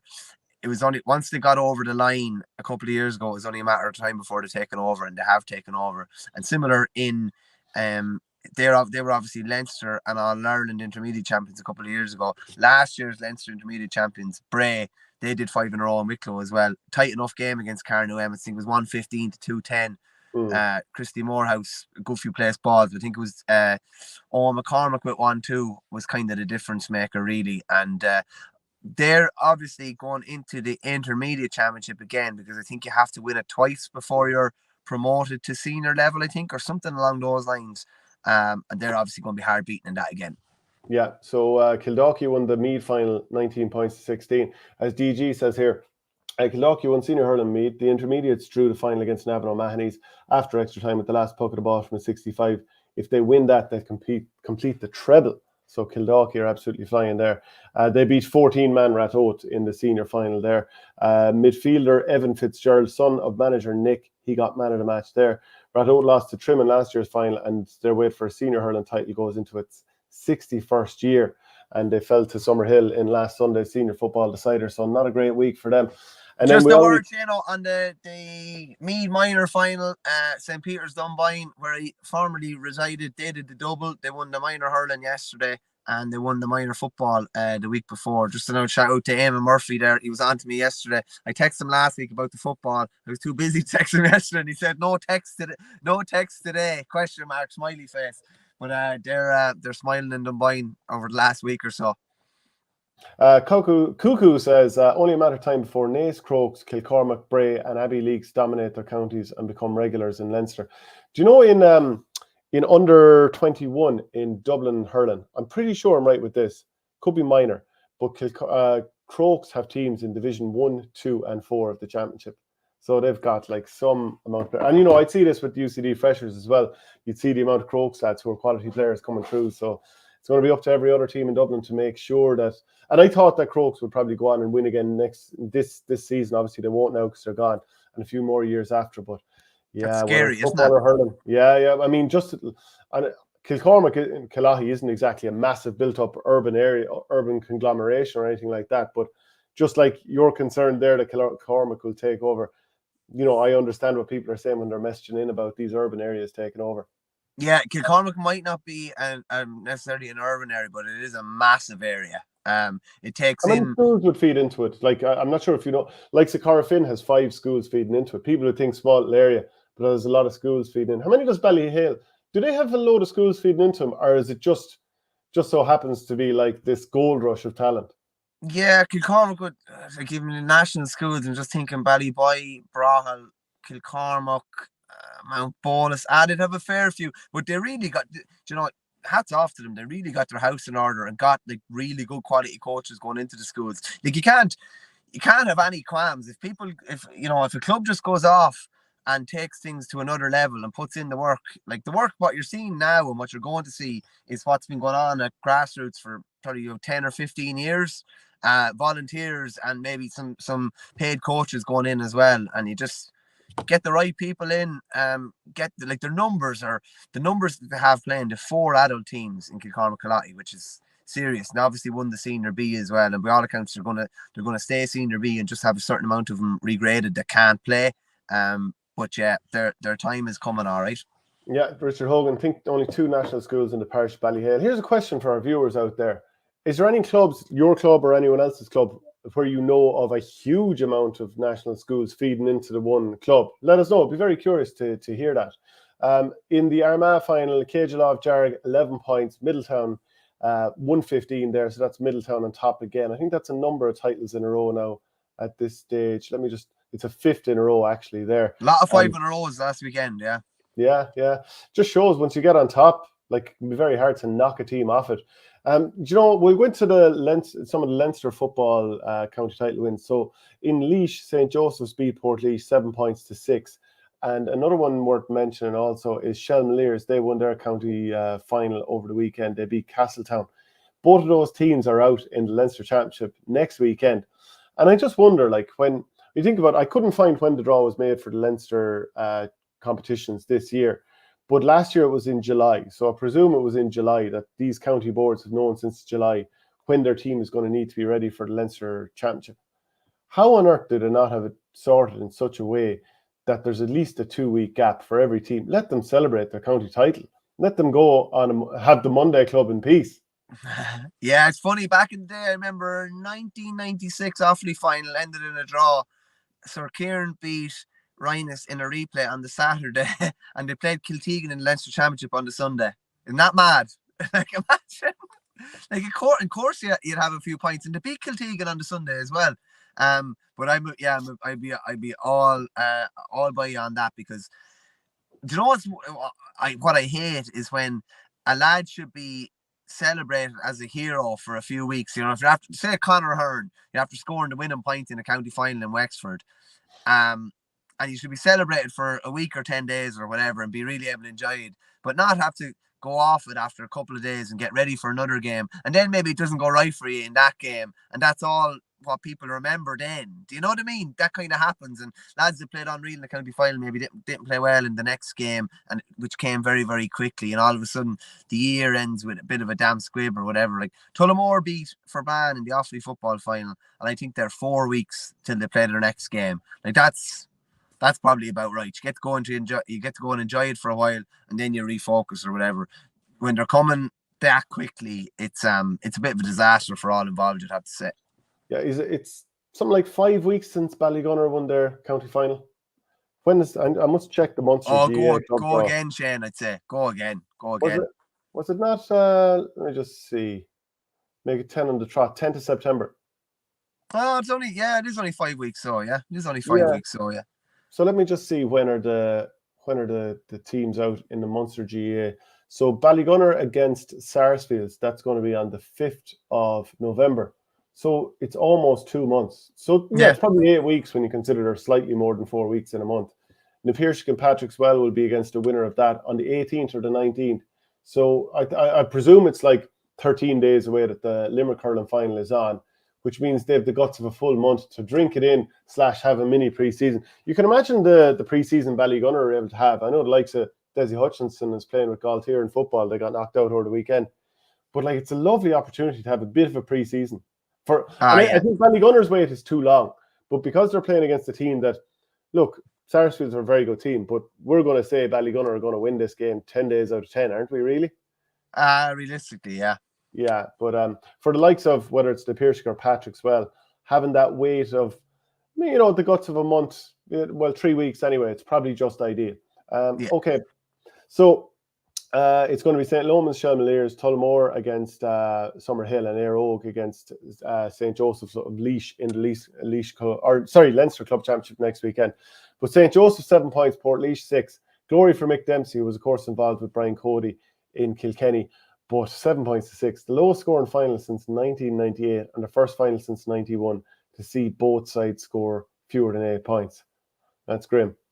Yeah, it's not great. I still don't think it was as bad as the Offaly final, which was won 5 to 6 points. The only difference is that was like a thunderstorm today, the Offaly final, where it was perfect conditions yesterday, perfect conditions over the whole weekend. So 7-6 is now hectic for Mick Dempsey though. Like, he was 15 years with Brian Cody. They won a right scatter of All Irelands. Oh, we've lost Michael there. So is he back up? Sorry, I lost you there for a second, I think.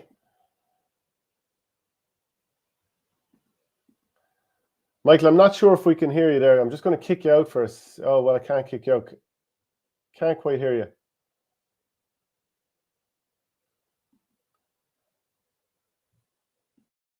Folks, you might comment there and let us know if you can hear Michael.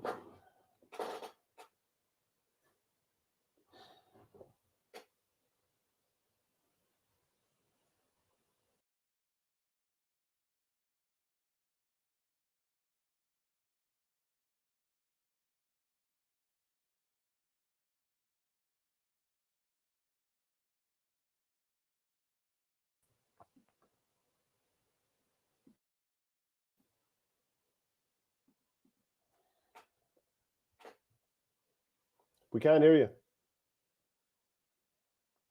Yeah, go out and come back in.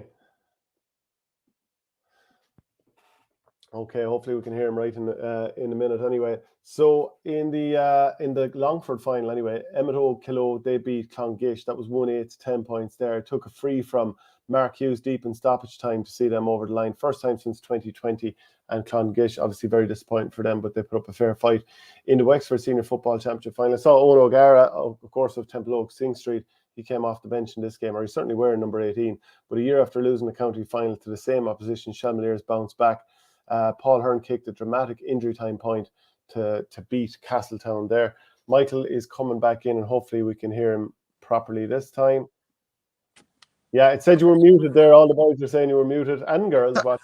Yeah, sorry about that. Yeah, no, I was just saying about Mick Dempsey, an unbelievable achievement to go back to your native parish and do that, particularly when they hadn't won in 23 years. And he was joint manager with his brother-in-law when they last won it in 2000, and he was player in 96 when they won it. And he was also leash manager. So he finished the county final in 96, went back into the dressing room and came back out and managed leash in a league game against Mayo, I think, in O'Moore Park back in the day. So, yeah, phenomenal achievement for him. A good weekend for him. You'd have to say a bad weekend for his old boss, Brian Cody. Yeah, for sure. The Mayo semi-finals were also on over the weekend. Brafey beat Castlebar 1-9 to 10 points there. And in the other semi-final, it was Ballina Stephenites 10 points, Knockmore 7. So we're going to see Aidan O'Shea get another opportunity to win a final. Obviously, he's had a tough time in finals over the years. I think this is the 5th final that Brafey are going to be in, having lost 4. So, I'd like to, he was outstanding again. He's been brilliant all season. Nothing against Ballina, but they've won 37 or 36 county titles, looking for 37. Brafey've never won it. I'd be happy enough now to see them win it this year. Yeah, Asher, listen, if you after been beaten in 4 and Brafey have never won one, and he's obviously, by all accounts, anytime we're chatting to anyone up around Westmeath or holidayed up around there, I think there's the Briefy House Hotel they stayed in a couple of times. I remember doing camps there years ago.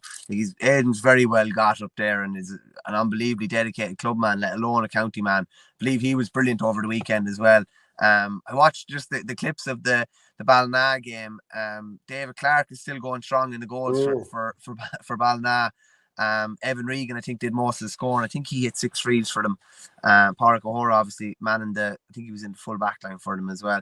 But Ballina haven't won in a while. Correct me if I'm wrong. I don't think they've won it in a while.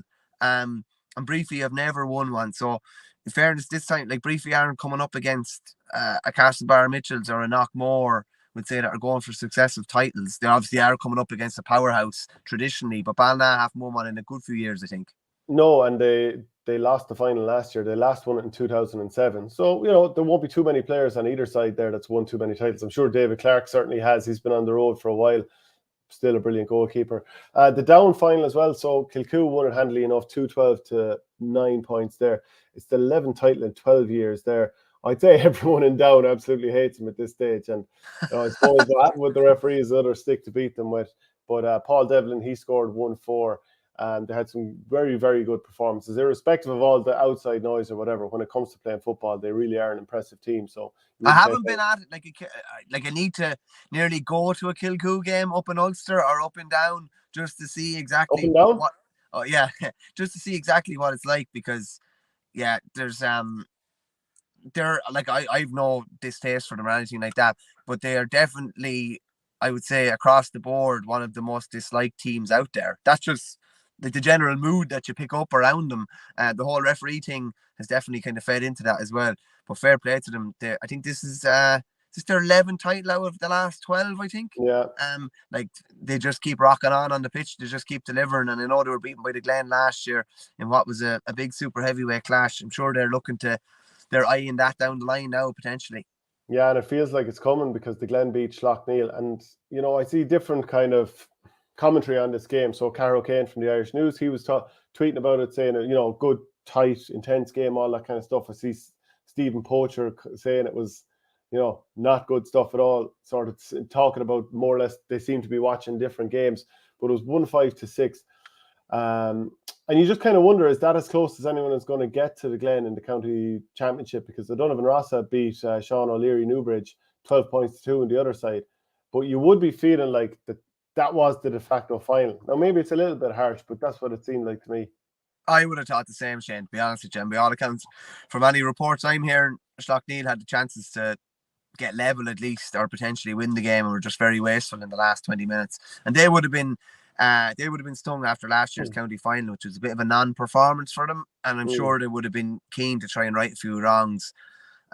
Just weren't able to convert their chances, unfortunately. And speaking of teams like that are on a bit of a mission, you'd imagine Glen are on a mission to get back to the All-Ireland final again and right some wrongs there. It's a long road, and there's a lot of ups and downs, and there was, potential speed bump in the road yesterday, but they managed to get through it. Yeah, O'Donovan Rossa, also known as Mahara Felta, should have pointed out, they won the county title in 2019. Tyrone semi-finals were on. Trillick beat Dungannon Thomas Clark's. That was 2-11 to 1-9. So Trillick's good form continues there. Ergel Kieran off, Ardbo O'Donovan Ross at 219 to 7 points. So it's going to be Trillick against Ergel Kieran. In Fermanagh, the final 4 clashes saw Derry Connolly Harps. It was a high scoring match against Brian Barrow's Kinawley, 5-8 to 3-10 there. So Derry Connolly are through. And then the Skilling Gales came up short against Aaron Gales Balik, 9 points to 110. Yeah, just a comment in from Emma at 89 relating to Kilcoo. We just said they've an arrogance about them too. You'd swear they were Dublin 6 in a row or Corofin, poorest All Ireland champs I've ever seen. Fair play to them and winning, but wouldn't watch them. Not that they care. Yeah, they're not unbelievable on the eye, but they continue to get the job done in fairly comprehensive fashion, and they were comprehensive and down over the weekend. Yeah, they sure were. So Clare football final, it was Cratloe beating St. Brecons. Their 10th senior final in both Coatson's own 9th, and Cathal McInerney, he did serious damage here. He scored 1-6, 3 of those were frees. So congrats to Cratloe, because it was it 2013 they did the double and they went into both Munster Championships, and we've been waiting a while. Like we thought they were going to kick on, but it's been a while getting back to the top of either county championship.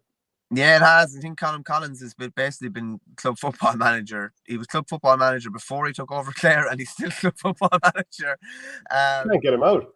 No, not that they want to. No, I don't think they would want to get rid of him.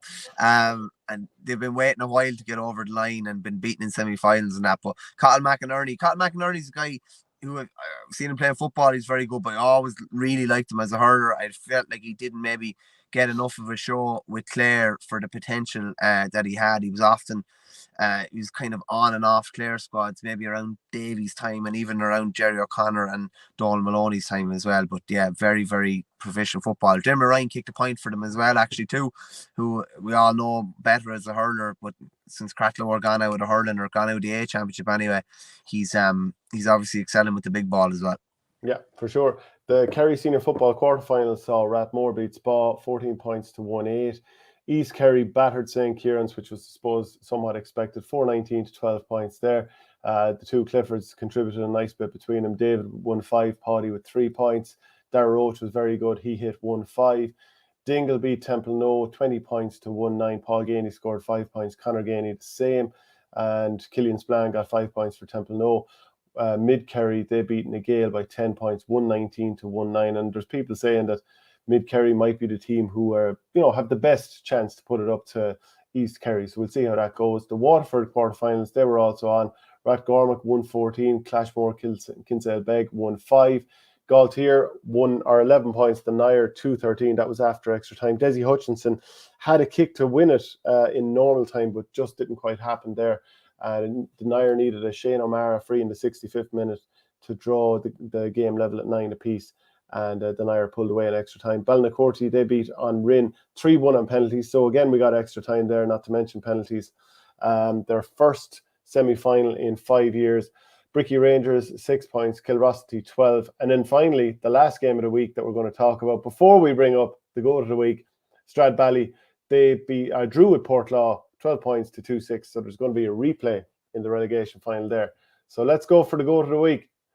The goat of the week, I kind of tend to stick to games that I was at or saw a lot of. And Conor Matton will be my goat of the week anyway for Kilcormac. Finished with 6 points from play. Scassett was chatting him after the game. He didn't even look when he took 7 shots. He didn't actually look at the post for about 3 of them, and he just said it was just going that way, and he just got it and I hit it, and it was like the points were just flying over for him. It was one of those kind of dream scenarios. I think he's 35, definitely 34. It's a dream scenario to win your 5th county medal and be crowned man of the match with 6 points from play. So Conor Matton for me in the hurling side. Yeah, I give it to Conor Glass on the football side. He got a couple of points, tight, bruising game. So just give it to him on that side. Hurling, do you have anyone obvious for the hurling?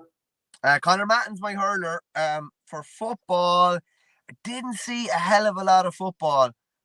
But from the few people I was chatting to, I'm going to give it to Aidan O'Shea, helping Briefy back to a county final. And maybe they'll get over the line this time. Yeah, I give it to Paddy Burke of Cushendall. Just such a good performance in the county final win over Lochgiel. So that's it. Keep your comments coming in, even if you're watching the show after the fact. If you want to get the audio podcast, go to patreon.com/OurGame. Michael, we'll see you later in the week. Cheers, Shane.